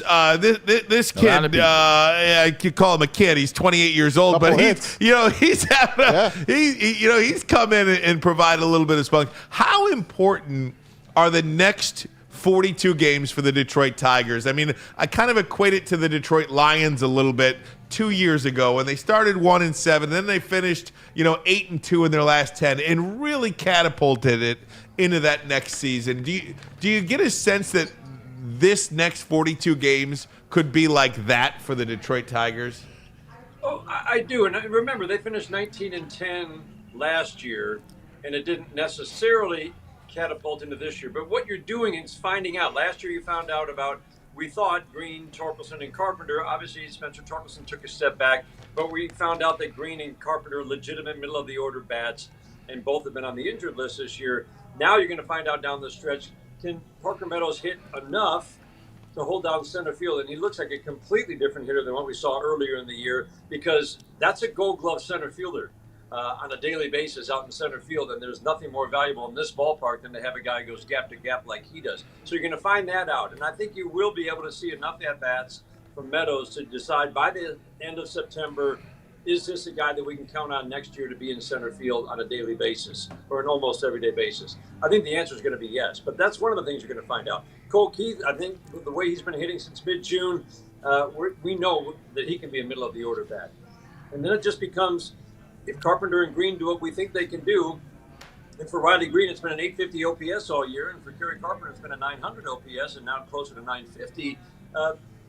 Can you then you go into the offseason, you've got middle of the order bats. It's like, can they stay healthy? Right. And you look at the injuries they've had, and you're like, yes, given our staff and the workout program we gave them, yeah, we believe that. But again, those are the things you're going to have to decide. We know those are legitimate middle of the order bats. Now, in the offseason, do you need to add another bat? The answer to that is probably yes, but you're going to find some things out. I think we found out a lot about Wenzel Perez this year. Jake Rogers, Dylan Dingler. You've got a pretty good catching tandem right there. They can both hit a little bit. Dylan Dingler had two great at-bats. I love Dylan Dingler. I mean, that rocket that he hit the other night was as far as I've seen a baseball hit all year. If you got that kind of power, you got that kind of power. Yeah. I love that he, the day before he was getting beat by fastballs. He's like, okay, I know they're trying to pitch me sinkers away. I'm just going to sit fastball. He crushed a 97-mile-an-hour fastball to center field. The ball just, I don't care if it's a day game or a night game, the ball does not go in San Francisco. And he hit it to center field 406 feet for the home run. And then the double was almost as good a swing, like the same exact swing, the next at-bat. So, there's the promise of Dylan Dingler. There's going to be ups and downs, but you're going to really, I think, have a good feel by the end of September. Let's say this team averages 5 runs a game over these last 40 games, and I think that's legitimately a target and something they can do. They did it for about 20 games earlier this year before they cooled off the last couple of weeks. You have that. Look what Kansas City did quietly in a 106-loss season last year. They averaged over the last 60 games 5 runs a game. And it was a sign that this offense was actually building towards something, and they have carried that into this year, and they've been top 5 all season. You build a top 5 offense with this Tigers team, and they're progressing toward the middle of the pack right now, and you maybe have that next year with the pitching side of the equation as good as I think it could be. That, to me, is the biggest part of these last 6 weeks. Hey, Dan, this is KG in the sound booth. Big fan of the work that you do for our Tigers. And I wanted to ask you about September call-ups, man. A lot of people are looking forward to September call-ups. Of course, a player like Spencer Torkelson is somebody we expect to see back up. And hopefully he can kind of recapture some of that form that he had this time last year. Who are some players you're looking forward to for September call-ups this year? Yeah, it's September call-ups have it's just a couple now instead of some years it'd be 8, right? Yeah. But I don't know. I would love for Spencer Torkelson to come back because I want to find out if all this hard work he's been putting in at Toledo, and it's not just the numbers, as you guys have heard plenty times over the last several weeks. It's not just the numbers. It's, is he making the changes in his swing and approach and the things that he can do at a batter's box when he's pitched away? Can he hit that ball down there, drive it to the right field? Whatever it is that they're having him work on. But it's a swing change. It's hard to do in season. I would love to see Torkelson back. He probably will. But the one thing to watch is if he continues to strike out at a high rate at AAA, that return is going to be delayed. It just is. They need to see better contact at AAA for Torque. I think there's some good signs, but I don't feel like he's exactly close to coming back. Jace Young, probably not. I really thought we would see him this year, but I think the work that needs to be done at third base defensively will probably keep him there. Will we see Jackson Jobe? I hope so. I hope so. I pray. I would love that, but right now he's having trouble with command at AA. So until he starts to show the command that he had last year at A-ball, I'm pretty sure he's not even going to get to AAA, and he's not going to jump from AA to the major leagues. But maybe even a Time Madden. He's not had a good year by the numbers. The stuff is good. The stuff is real. He's made some improvements. Yeah. Does he get a crack at a bullpen job in a long relief role? I'm just intrigued by him because that's a power arm. That's a former first-round pick, and that's a guy who could, I think, add to this bullpen, add to this rotation down the road. Hey, Dan. Dan Dickerson joins us, by the way, a longtime Tigers voice. Great man, of course, as well. And a geek. Loves stats, this guy. A geek. He is a stat geek. Hey, man, geeks rule the world. Hey, bro. Mariners 2 more games. Then the Yankees come in for 3. But really only 2. Because on Sunday Night Baseball, the Tigers and the Yankees are going to clash in the Little League Classic in Williamsport, Pennsylvania. And if you've never been to Williamsport, PA to watch the Little League World Series or just visit that stadium, it is a treat. And you guys are doing a day trip there, and it's great for the kids. And I can't wait to see it on Sunday Night Baseball. What are you looking forward to in that game, Dan? The whole setting. I think we're flying out first thing Sunday morning. We get in obviously pretty early in Williamsport. I think we're still like 11 o'clock or so, and then it's a day full of activities, mixing with the kids. I'm sure they've got the whole thing planned out for players, but I'm looking forward to watching the players interact with the little leaguers and vice versa. Hearing the stories from all the big leaguers about their memories of playing Little League Baseball. And I don't know. I think it's going to be a great day. Joey Carr has been there twice, apparently played that game twice, or has been a part of it. And he says it's just the best day ever. So I can't. It brings back good memories for me. I hit 312 in Little League. I was like an all-star. 312. Hey, it was a wood bat too. That's awesome. But I hit 312. I love that. Did you ride your bike with the basket on it too, as well? Yes, that was the era of the bike baskets and my Schwinn, my red Schwinn, and I put the gear in the bike baskets, and away we go. Attaboy. Hey, Dan, last thing, and thanks so much for hopping on with us. I wanted to ask you. It's show prep time for him. Yeah, that's right. I wanted to ask you about Armando Galarraga. The big E60 documentary is coming out this weekend in advance of the Little League World Series, and they're going back, and Commissioner Manfred gets a letter to add Armando Galarraga's name to the list of pitchers to throw a perfect game in Major League Baseball. Do you, Dan Dickerson, a baseball historian, a baseball savant, lover, believe that baseball should go back and put Armando Galarraga's name in the record books? No, it wasn't a perfect game. I mean, you can't retroactively apply, even though it was the 27th out, a rule that didn't exist at the time. If that was not reviewable at the time, no, I don't know. That doesn't make. I get the appeal, and I get that it was a 27th out, but what if it was a 26th out? That's right. You couldn't do that because you don't know what would happen after that. So just because it was a 27th out, I'm guessing that's part of the argument, but the rules of the day said you had to go by. That was the best umpire in the game by acclaim. Jim Joyce was one of the best umpires in the game, if not the best, and he missed the call. I know. It's definitely interesting. Yeah. I mean, when Don Larson had his perfect game in the World Series, look at the last strike in that one. It was like this far outside. Right. You framed it well, though. Right. You would think that. Go back. Right. Oh, man. Buster Posey. Right. Well, hey, that's great stuff, Dan. Again, game day. Maybe he'll change his mind if you watch the documentary, Dan. Yeah. Give it a chance, man. I might. I was part of that. They interviewed me for it. I have no idea. I probably ended up on the cutting room floor. No way. Oh, my gosh. No way. That's awesome. That's great. Make sure you roll that DVR, Dan. You know, Dan, actually, I will say, everybody knows where they were that night. June 2nd, 2010. Yep. I was in the car listening to you. I went to the movies that night. You're not.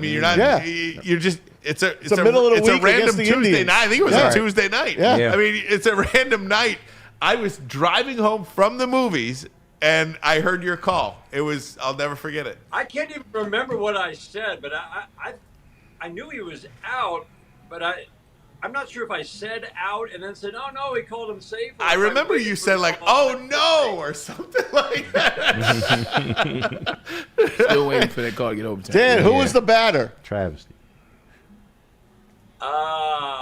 I forgot who the batter was. If you said the name, I'd recognize it. Second baseman for Cleveland, right? Yeah, I don't even know his name. And even he went like this. He thought he was out. Dan, go do your thing, my man. Game night tonight. We'll be listening. 971 The Ticket. Tigers Radio. Love being on with you guys. Thanks, Dan. Appreciate your time, buddy. Really appreciate it. He's the best, man. Is that great or what? Oh, my God. No.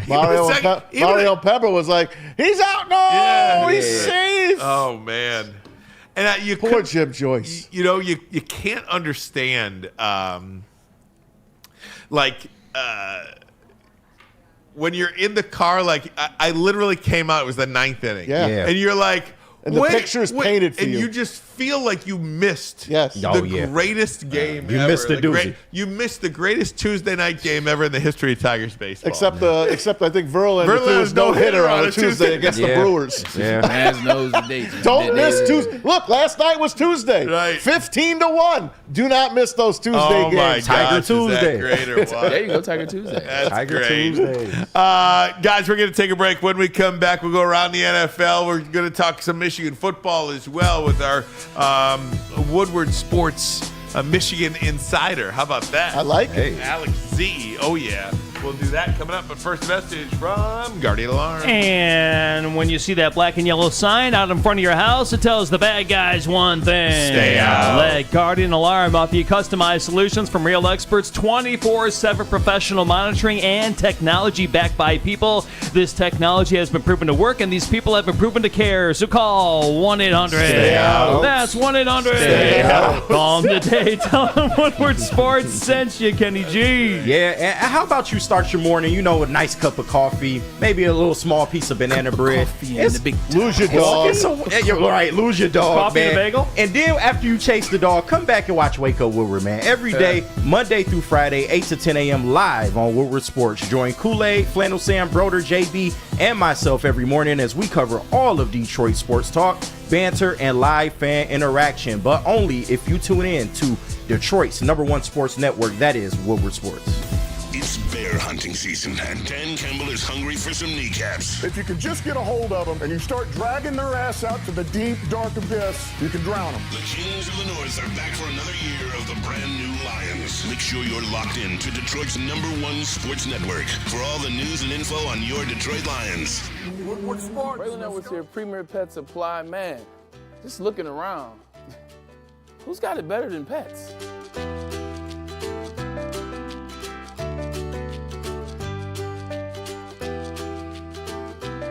Come on, a baby stroller for Coda?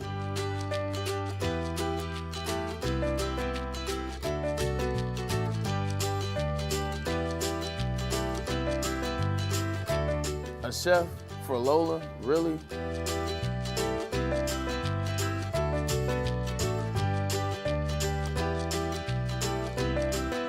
You don't have to tell me who the real boss here is. Who's got it better than pets? Nobody, especially here at Premier Pet Supply. For over 30 years and more than 13 locations, Premier Pet Supply has everything that your pet can dream of, and guess what? It's all under one roof. Premier Pet Supply, family owned, operated, and proud to call Metro Detroit home. Check out premierpetsupply.com or scan the QR code today. Who's got it better than pets? Nobody! A network for the city, by the city. Woodward Sports is Detroit Sports.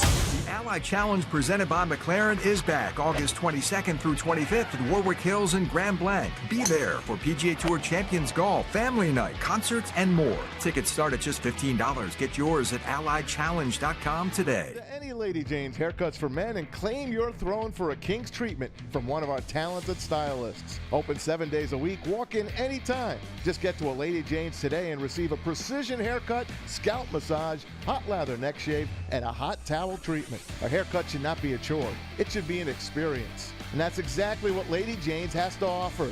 Open 7 days a week. Walk-ins are always welcome. There's always a location near you. Lady Jane's haircuts for men. It's wicked awesome. The countdown to kickoff is here. Your Detroit Lions are ready for another season of grit. Woodward Sports is your #1 destination for all breaking news and Lions coverage. We are Detroit's #1 sports network. We are Woodward Sports. It's Randy Wise, not those other guys. But look, how would you like to play in Darren McCarty's charity golf outing? I know you would. It's the Randy Wise Celebrity Golf Tour. You can register today to play like a VIP. Go to woodwardsports.com or scan the QR code on the screen right above my head here. When it comes to your next car or truck, make the wise decision. That is Randy Wise Automotive. And if you got a jersey as old as Maz, man, it is time to get some new merchandise, man, and you can do that at woodwardsports.com and click that shop tab. We got everything, man. Hoodies, tees, hats, you name it, we got it, man. Get you fresh and get you ready for this Lion season, but only if you go to woodwardsports.com and click that shop tab. Welcome back, Woodward Sports. Ron Amani, Braylon Edwards, Tom Mazaway. We got KG. We got Pete Spivak. How you guys doing in there today? Spivak, you're a little quiet today. What's happening in there? How you doing, buddy? Doing all right, man. Yeah. Just listening to a great show. He's doing the research. He's getting those winners ready for us. Yeah, exactly. That's my guy over there, man. Get it right. What do you Let need? it ride. Let it ride. Let it ride, baby. Ain't finna cut me in. What do they say? You actually never win in gambling money. You just have more money to bet then? Pretty Right. much. I didn't figure it out. You just replenish. Right. Well, it's not replenish. You just have a bigger pot to lose. Right. Yeah. At that point. Right. You never takes really longer to win. lose. You never really win the money. Right. Right. Never I Just lost takes longer to 1,000 lose. last week, but I'm up 500 this week. Right? That means you're down 500. Right. It's not like Pete's pulling that money out and like paying a bill or something like that. Right. He's betting more money. I found my way to a withdrawal button this weekend. I tell you. I'm trying to get in on that, man. We got you, Kenny. We got you, Kenny G. Yeah, Don't cut worry, me in buddy. on that, man. Right. Need some of that. We got the little pool going. No doubt. Hey, let's go around the NFL, shall we? Yes, Let's do sir. it. Hey, the bad news continues for the purple and gold. Yikes. That's the Minnesota Vikings. We told you J.J. McCarthy done for the year. And now Jordan Addison carted off their number 2 receiver. Carted off practice today in Minneapolis. That is not good news. We don't know what is up. Probably a leg injury of some sort. But Jordan Addison down. J.J. is coming back from an injury. Hawkinson's down for at least half the season. Maybe they are going to go for that first-round pick. Well, I mean, I think there's like 5 or 6 teams that are going to be worse than the Vikings, but with all these injuries stacking up now, Bray, I mean, that's a team that could get a top 10 pick, and those are valuable. Shoot, with 17 games, man, he's make it more. Maybe they get up to a 7 or 8 pick. You're absolutely correct there, and maybe that's what it goes to what you're talking about with J.J. McCarthy. Maybe this just isn't the year. Puts himself in there, it doesn't work, and now you're starting behind the 8 ball. A lot of injuries, like Jordan Addison, like he's on my level. To me, he's going to be like a Devontae Smith type wide receiver. He's on the level as that. They kind of remind me, mirror images of each other. I think Jordan might be slightly faster. He was going to see a lot of one-on-one coverage this year in that offense that they're running. Kevin O'Connell taking some of that pressure off of Justin Jefferson. So doesn't spell well for their offense. But JJ, look, maybe this wasn't the year. Maybe there's some film, maybe some things that he needs to do. But he'll definitely have that time. The Vikings.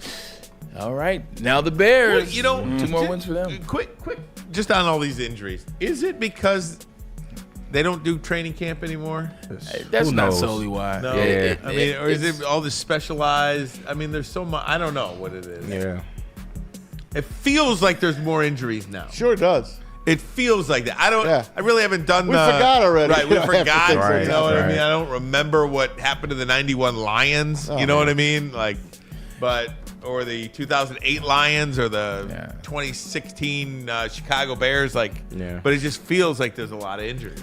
It does, and I said this yesterday, KG. We were talking. I said also, I just believe it's the way in which the information comes out so radically now. That's true. There you go. All the information. Yes. I still think there's You're right more. about that. I definitely still think there's more, but you're just getting all the information. Like, how long would it have taken us in 1995 to find out that the wide receiver for such and such team, that's the second wide receiver, was hurt? Right. You're reading the paper, it's a blurb. If you don't hear it mentioned, you don't even know till you get till it's the week to play that team, or you see them on TV. So now, how many outlets are shooting you the information? Instantly. And I think you're looking for it. I think it's become sort of a, I don't want to say porn, but you always joke and say the football porn or food porn. That's right. Yeah. I think it is a source of that. Like, you're looking to see what happened. You don't want it to be bad, but who got hurt? What's the hot scoop? What's going on? You're dialing, you're scrolling, you're looking at this device. And so I think everybody's seeing the information, and you're logging everyone that gets hurt in real time. Hey, Jim Harbaugh's Super Bowl quarterback, Colin Kaepernick, back in the news, interviewed yesterday. I think he was doing some sort of camp. They got him, and he basically says, listen, man, I can still help a team win a Super Bowl. I want to play in the NFL. Here he is. Play NFL again? We're still training, still pushing. So hopefully we just got to get one of these team owners to open up. What would it mean to you to play NFL again? I mean, it's something I've trained my whole life for. So be able to step back on the field, I think that would be a major moment, major accomplishment for me. Also, I think it's something that I could bring a lot to a team and help them win a championship. Look. 2011, I played with the 49ers. I was there when Colin Kaepernick got drafted. When he kneeled, I said I would be in support if I still was in the NFL, and I still stand by that. Yeah. Stop bringing Colin Kaepernick around. Yes. Colin Kaepernick, do yourself a favor. This is coming from a brother. Do yourself a favor. Stop talking about it. Say, hey, you know what? Had my chance. Football's over. Start talking about the next thing. You got a couple undisclosed checks, so I know your brother's doing all right. But every time you see him, he talks about playing, and now his name gets brought up. Now, once you bring it up, it starts the whole conversation back over. That's the only thing that Colin Kaepernick does when he's in the media. It starts the conversation. Somehow you get from the player to what he chose to do in 2017. Colin, do yourself a favor. Just enjoy your money. Just do what you're doing as an activist. He's heavy in the space of activism. He does a lot of good things, a lot of good works. Stop talking about if I get a chance to be. It's almost been a decade. And then they gave him another opportunity in Atlanta. Yeah. And he changed it last minute and said, I will no longer be at this site. It'll be at this high school. And if you can get here, get here. And then you see him. Then he does the thing at Michigan camp. Look, I love Colin Kaepernick like a brother. At the end of the day, look, the football window has passed. Yeah. Let's stop, because every time his name gets brought up, somehow we get back to 2017. I'm tired of the conversation. He also went on to say that he would like to play in the 2028 Olympics in L.A., for the flag football. I'd be cool with that. There you go. There you go. But there you go. It's a happy medium. Well, you know, America not gonna let him represent America. No, for real. No. It'll be backlash. Not him. It'll be backlash. I'll tell you. One of the most emotional parts of the Olympics for me was seeing Brittany Griner with her hand over her heart cry, standing up during the national anthem. That's different, though. She's already been an Olympian, and she's one of the best basketball players. It's kind of different. Well, I mean, Didn't she, well, I was just talking about like taking the knee and doing that and having that transformation. You're saying America's not going to let Colin Kaepernick. No, it's too much outrage. But there was no outrage for Brittany Griner. It's different circumstances. It was, but what he did shut down the country. Yeah, like it shut down the country and had people divided down the middle. Like it had veterans arguing with veterans. Well, there's a lot of Americans that didn't want her to be rescued from Russia. either. I understand that. Smaller percentage, I though. do. It was a smaller percentage of what Colin Kaepernick did. Like, man, Colin Kaepernick. We're still talking about it years later. Exactly. Still talking about Colin Kaepernick.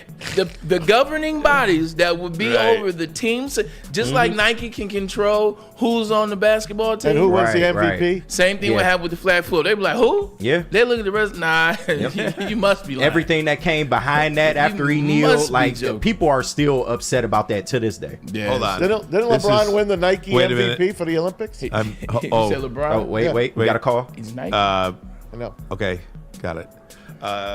USA Flag Football hiring Jake Fromm. Oh, well, he's available now. They got Hendon Hooker back.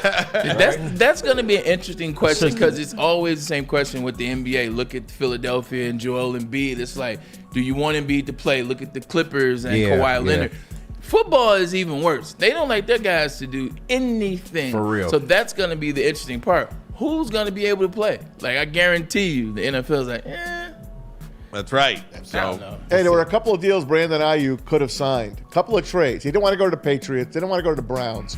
And now the Steelers had a deal for him. But he's like, I think I'd rather just sign with the 49ers. And they're closing in, finally, on getting a deal done with Brandon Ayuk. And we've been talking about him for a long, long time. We talked about him in the first hour. I don't get it. I just don't get all of this. So over. So Brandon Ayuk is now signing with the 49ers? He wants to sign with the 49ers. And they're closing in on a deal to get him back. I have an update.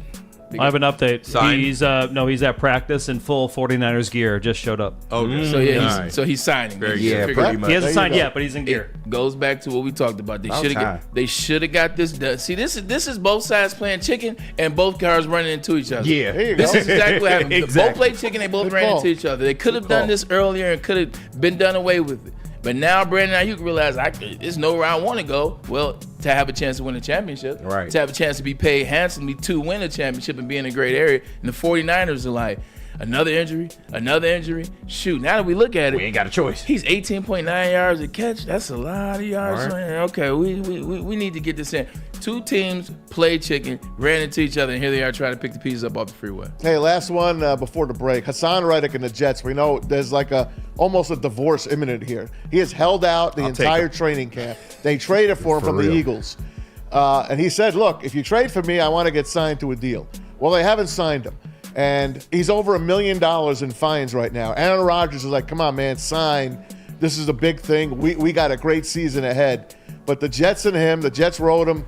He writes them. They're at an impasse right now. What is, Maz, do you know what the impasse is, or do you know how it got to this point?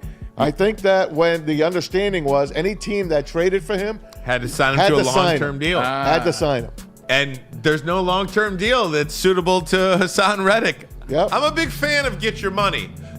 Where I go south with Ayuk is he wanted a trade. Yeah. He wanted a contract. 49ers gave him 3 trades and 3 contracts. And he turned them all down and came back home. Yeah. So that's where my problem is. And now you got to take a discount if you Brandon Ayuk. Yeah. Oh, yeah. You want to come back? Right. No. That 32 that it's off the table. 32 is the Patriots. Yesterday's price. We got 28.5 for you, big fella. We got you. We'll take a break. We're talking Michigan football next with our Woodward Sports Wolverine Insider. Alex will do it next, but first a message from Pete Spivak right now. And right now, more than ever, it's critical for you to have your insurance reviewed, and Swiss Insurance will make sure that your carrier is not slipping in those extra fees. Call Mark at Swiss Insurance today, 313-530-1698, or head to SwissINS.com. And we're going to head to break and be right back. The countdown to kickoff is here. Your Detroit Lions are ready for another season of grit. Woodward Sports is your #1 destination for all breaking news and Lions coverage. We are Detroit's #1 sports network. We are Woodward Sports. Stop searching for a vehicle and start finding one. Les Stanford Chevrolet Cadillac makes it easy. We harness the power of multiple dealerships and own the biggest selection of GM brands in the area to get you the car you need. With the Les Stanford Group, you'll have access to 4 different dealerships, providing you with more makes, more models, and more choices. We're connected to more than 1,000 vehicles. And with so many high-quality CPO vehicles available, you'll find new car quality at pre-owned prices. You can start and end your search at lesstanford.com today. A network for the city, by the city. Woodward Sports is Detroit Sports. Yo, let me just say, I love Planet Fitness. Trying out Planet Fitness and dang, they got lots of equipment. Not me getting a Planet Fitness membership just for the 24-hour perk. Listen, the PF Black Card is worth every penny for this hydro massage. I'm a new man. Did y'all know that the PF app has workouts you can do at home? Cheapest therapy I can find is Planet Fitness. All the benefits, all for less. Planet Fitness, big fitness energy for all. The most talked about Detroit media by other Detroit media, and we love it. It's the Woodward Sports Network. The Ally Challenge presented by McLaren is back August 22nd through 25th at Warwick Hills and Grand Blanc. Be there for PGA Tour Champions Golf, Family Night, concerts, and more. Tickets start at just $15. Get yours at allychallenge.com today. Any Lady Jane's haircuts for men and claim your throne for a king's treatment from one of our talented stylists. Open 7 days a week. Walk in anytime. Just get to a Lady Jane's today and receive a precision haircut, scalp massage, hot lather neck shave, and a hot towel treatment. A haircut should not be a chore. It should be an experience. And that's exactly what Lady Jane's has to offer. Open 7 days a week. Walk-ins are always welcome. There's always a location near you. Lady Jane's haircuts for men, it's wicked awesome. It's bear hunting season, and Dan Campbell is hungry for some kneecaps. If you can just get a hold of them and you start dragging their ass out to the deep, dark abyss, you can drown them. The Kings of the North are back for another year of the brand new Lions. Make sure you're locked in to Detroit's #1 sports network for all the news and info on your Detroit Lions. Woodward Sports, let's go. Hey, gang, let me tell you about KDK Law. You might not need the number now, but you want to put it in your pocket just in case. You never know how these goes. KDK Law, dealing with divorce, child custody, visitation, other family law issues. Kevin and Catherine at KDK Law in Birmingham have your back. 10-plus years of experience, 24/7 availability. Scan the QR code on the screen or call this number right here, 248-971-0476. Say Woodward Sports sent you. KDK will pay your filing fee. KDK Law, they've got your back. Hey, and we've got your back right now with all things Michigan football with our Woodward Sports Wolverine insider, Alex Zilkowski. Alex, how you doing, my man? Good to see you in studio once again. You know, I'm doing great, and it feels like football season's finally upon us. We got the NFL preseason going on TV, and we're only 10 days away from college football kicking off in Dublin, so it's a great time of the year. Cannot wait for that, Alex, and let's obviously focus in on the Wolverines here, Bray, and I'm telling you, Alex, Sharon Moore at the press conference. There was a lot of news that came out at this press conference that Sharon Moore had the other day. First and foremost, Jim Harbaugh is not going to be a captain. What's up with that? Yeah, you know, he brought it up that Jim Harbaugh, in his own words, wanted to be in the foxhole with his team because, you know, the Chargers have a game 8 days after Michigan plays Fresno State. So that's his new #1 priority is make sure the Chargers are ready to go. So, you know, it seems like something that may have been announced prematurely whether or not he'd be the honorary captain. But outside of that, I don't think it's that big of a deal that he's not really there. You know, it's not going to be the big disrespectful thing to the NCAA people thought it was going to be, but, you know, his dad's still going to be there to kind of honor him in his place. So it's not that big of a deal ultimately that he won't be there. See, I love that. I love your innocence. I love that. It's not that big of a deal. And, you know, it's just, I'm not going to say anything because it's my school, but we know who's supposed to be the captain, and we know it makes more sense for him to stay at home. The Chargers did exist before he announced that he was going to be, and I think it's better for all parties involved. The thing about that is distractions. Here we go again. Yet distractions at the beginning of the season, distraction to start the season. You saw last year, Team Michigan was riddled with distractions. Somehow they were able to withstand, and they made it all the way through. They win the national championship. Do you think now that Jim's not gone, now that all of this lies on Sharon Moore's shoulders, do you think he has enough with all the distractions to be with that and get his team and keep his head, keep the team focused? Yeah, and they're distractions, but as we saw last year and with even Georgia in 2022, sometimes distractions become motivation and fodder for the fire for the teams. After Georgia won the national championship in 2022, players were on the field talking about how reporters thought they were going to go 7-5 based off of one report, and he had his team fired up about that the whole season. This year's Michigan team, all they're hearing about preseason is that they cheated, they lost too many people, they're not going to be able to play. So on one hand, it is distractions a little bit, but also I could see he's really firing up the team and motivating them like it did last year when all the Harbaugh drama broke. And just all this stuff about Harbaugh too, Alex. One of the things, and we were talking about this before, Sharon Moore had a beautiful quote to describe how people feel about anybody when it comes to the good teams, the bad teams, and the middle teams. Yeah, like I said, the quote he talked about, no one cares about the bad teams, no one respects the middle teams, and then, once you're at the top, everyone hates you, and that's kind of true. Michigan is at the pinnacle of the sport. We're national champions until the first game starts in Dublin, Ireland with Florida State and Georgia Tech. So, if you really can channel that hate and help the team out, it'll fire them up, and it'll make them be better throughout the season, I believe. Talk to me about some of the standouts in camp. I know Sharon Moore talked a little bit about that, too.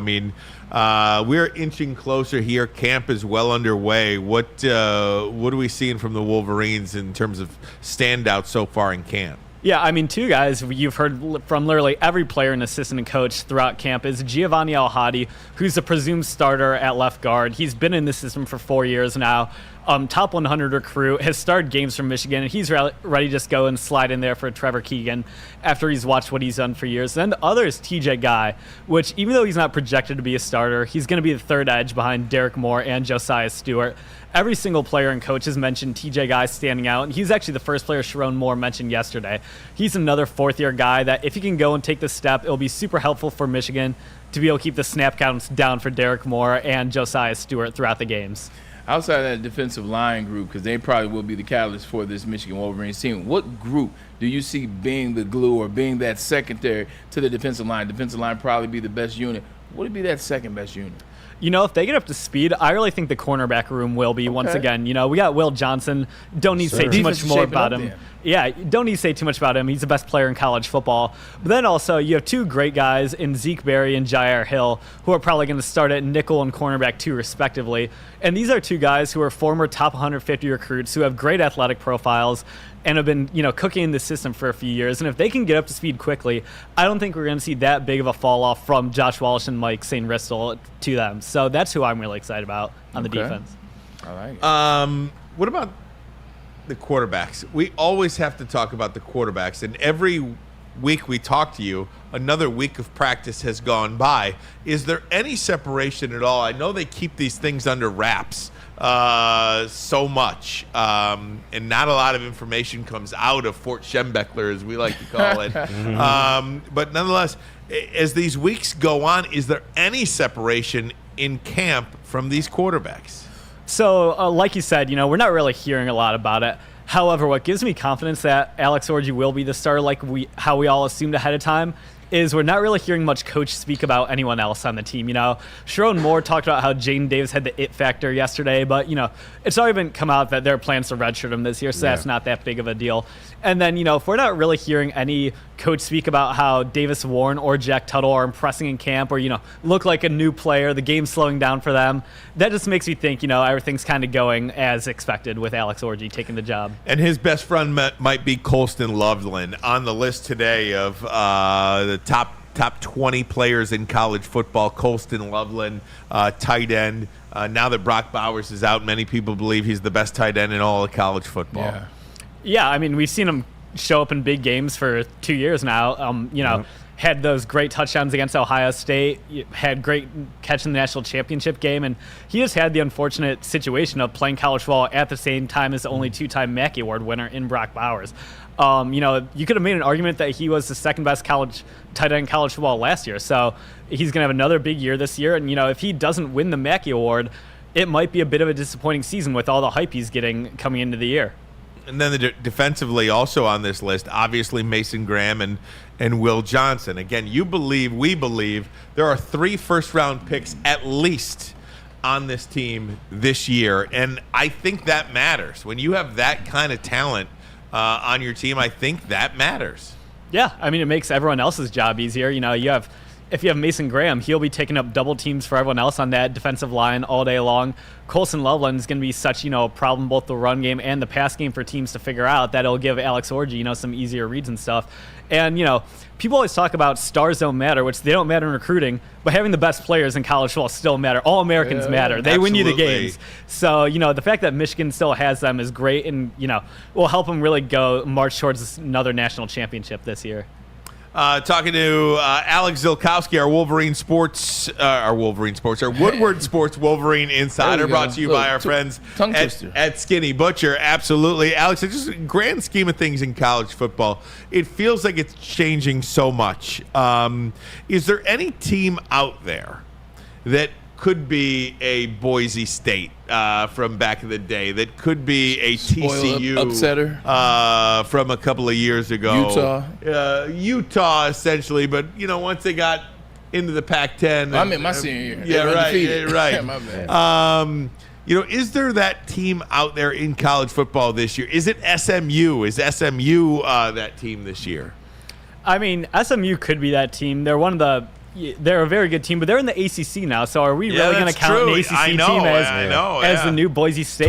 By the way, totally forgot about that. Yeah, I did too. So I totally forgot about that until you just mentioned that. Yeah, I mean, fantastic job by you. They have great talent. They're in Dallas, so hotbed recruiting, all that. But if you look at the actual Group of 5 ranks, the teams that could really be the spoilers this year are Liberty, who they made a major bowl game last year.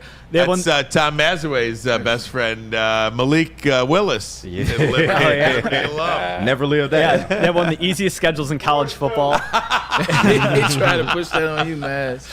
Yeah, then you also look at the two other Group of 5 schools who could really be spoilers are Memphis, who have Seth Hennigan, who's a rare senior returning player at a Group of 5 school who has over 10,000 career passing yards there already. And then Boise State themselves, you asked if anyone could be them, but they have a former 5-star recruit in Malachi Nelson who, committed to USC under Lincoln Riley, and then one of the best running backs in college football in Ashton Jonty.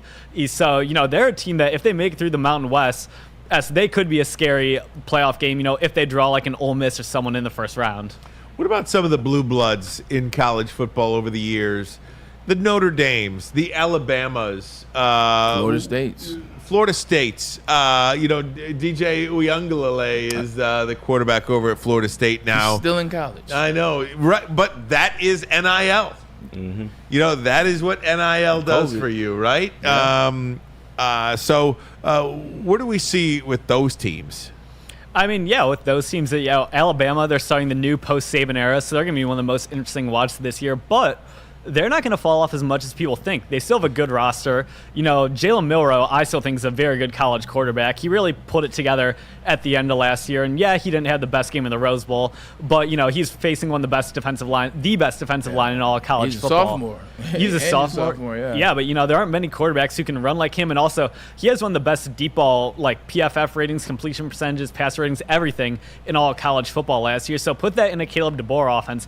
That's going to be super dangerous. And then, Notre Dame, last year they looked pretty good under Marcus Freeman. They have an easy schedule, and one of the biggest things holding them back is Marcus Freeman's in-game coaching, but it's his third year. He's gaining experience. So, they're going to have a really tough start to the year with Texas A&M week 1. Right. But, if they get that win, they could be rolling and, marching their way towards the playoffs. Yeah, Alex, and I wanted to ask you this and get your opinion on it, because all week on the other shows we've been talking about, how the Big Ten could shake out, man. And you look at the playoff spots, you expect Ohio State to be there. You look at Iowa, they have an easy schedule. Penn State, I know they, James Franklin and what they notoriously do, but they have a cake schedule this year. That's already 3 teams right there. Except Bowling Green. Stop it, Pete. Anyway, but that's already 3 teams right there. You maybe expect the Oregon to be in there as well. That's 4.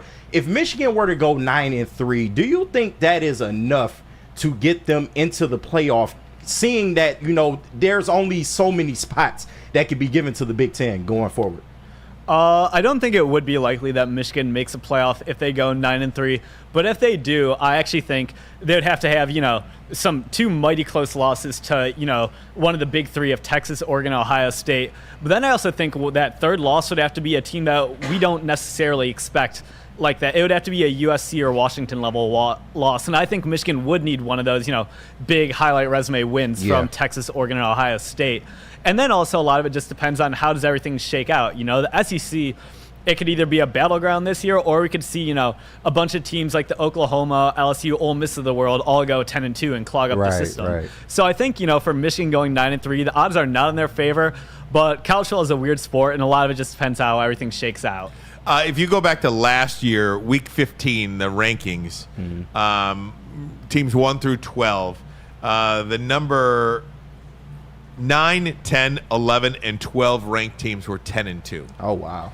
And then the 13th ranked team in the country, 13, 14, 15 was all 9-3. Wow. So, but all that to be said, the schedule is going to be a lot more compact this year. I mean, just look at Michigan's schedule. Oregon will be the same way. Yep. Michigan's got 4 teams in the top 10. Yeah. Florida State is, got a tougher schedule now in the ACC a little bit. I'm really high on SMU. That's why I say that. But the SEC is going to be a lot harder. They'll probably get 4 teams. So it's all good stuff. Alex, we appreciate it, my man. We can't wait to talk to you next week. College football is almost here. Oh, yeah. Thanks so much for having me. You got it. Alex Vilkowski, our Wolverine Wednesdays, brought to you by our friends from Skinny Butcher. We're going to take a break. When we come, no, are we? I'm out of. Yeah. No, keep going. Stretch. Keep going. Stretch. Okay, I thought I had one more break. No, we're down. Stretch. Oh, I apologize. All right, okay. Great. Fantastic stuff. I just wanted to do the stretch thing. Yep. Oh, no. Okay, so one thing. Well, Alex, stay right here for a minute. Alcohol. The alcohol prices, or the alcohol situation at Michigan, the menu and the prices are out.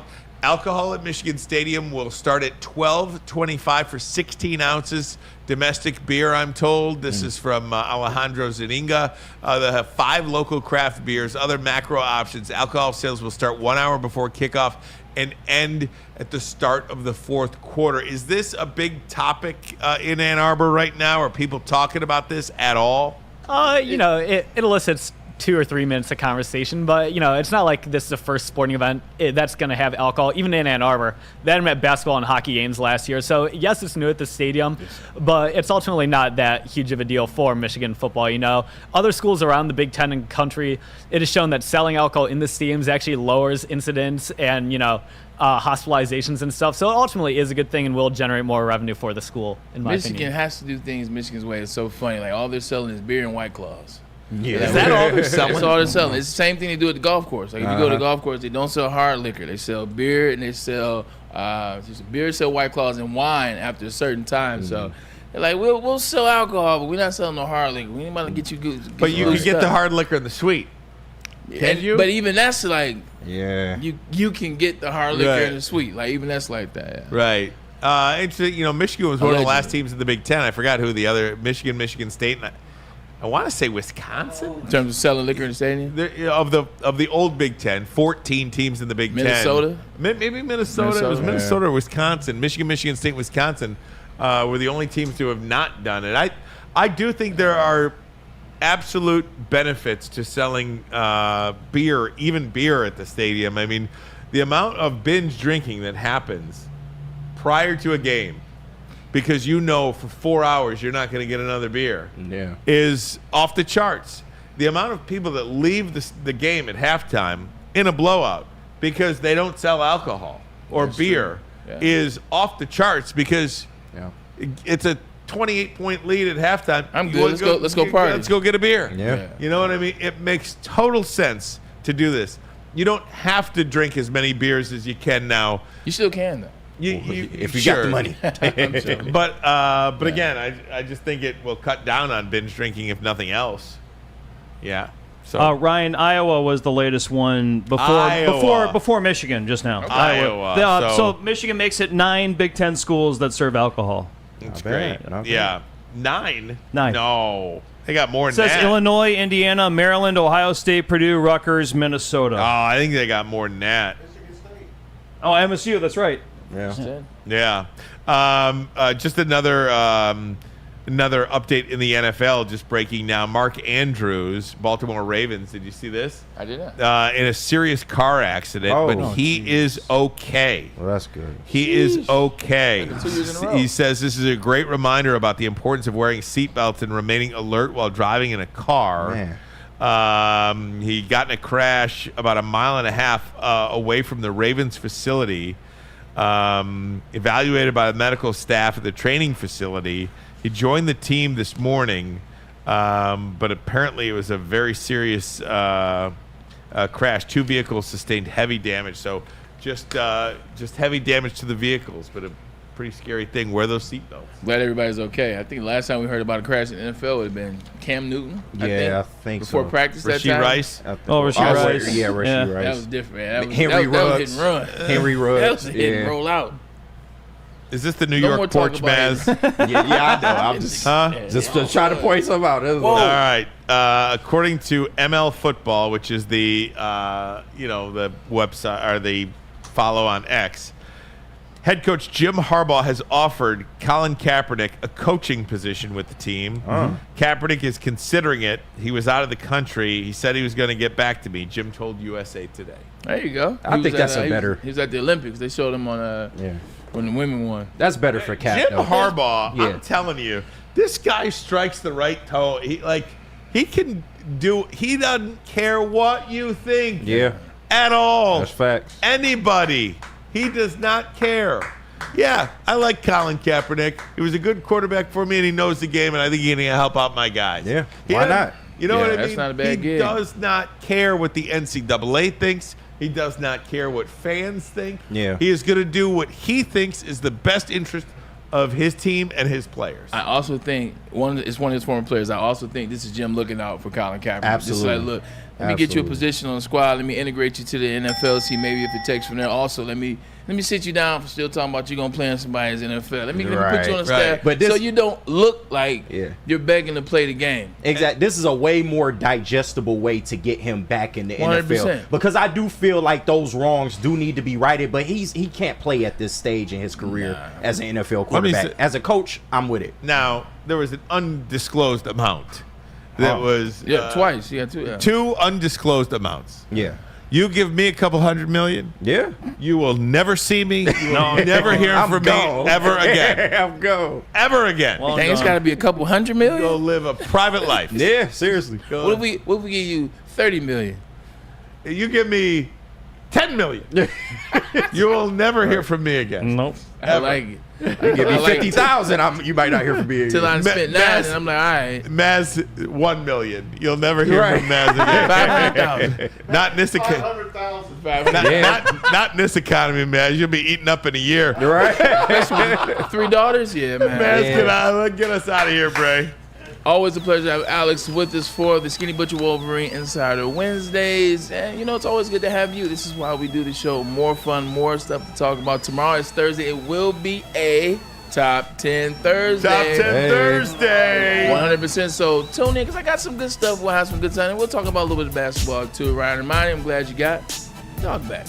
Oh, man. Thanks, man. Got that dog back. KG. Damn Pete. shame what they did to that dog. It's damn shame. Time as we hiding on to the side. We see you, Pete. Appreciate everything you do. Got it, buddy. We'll see you guys later. This is Ermanni and Edwards with Maz.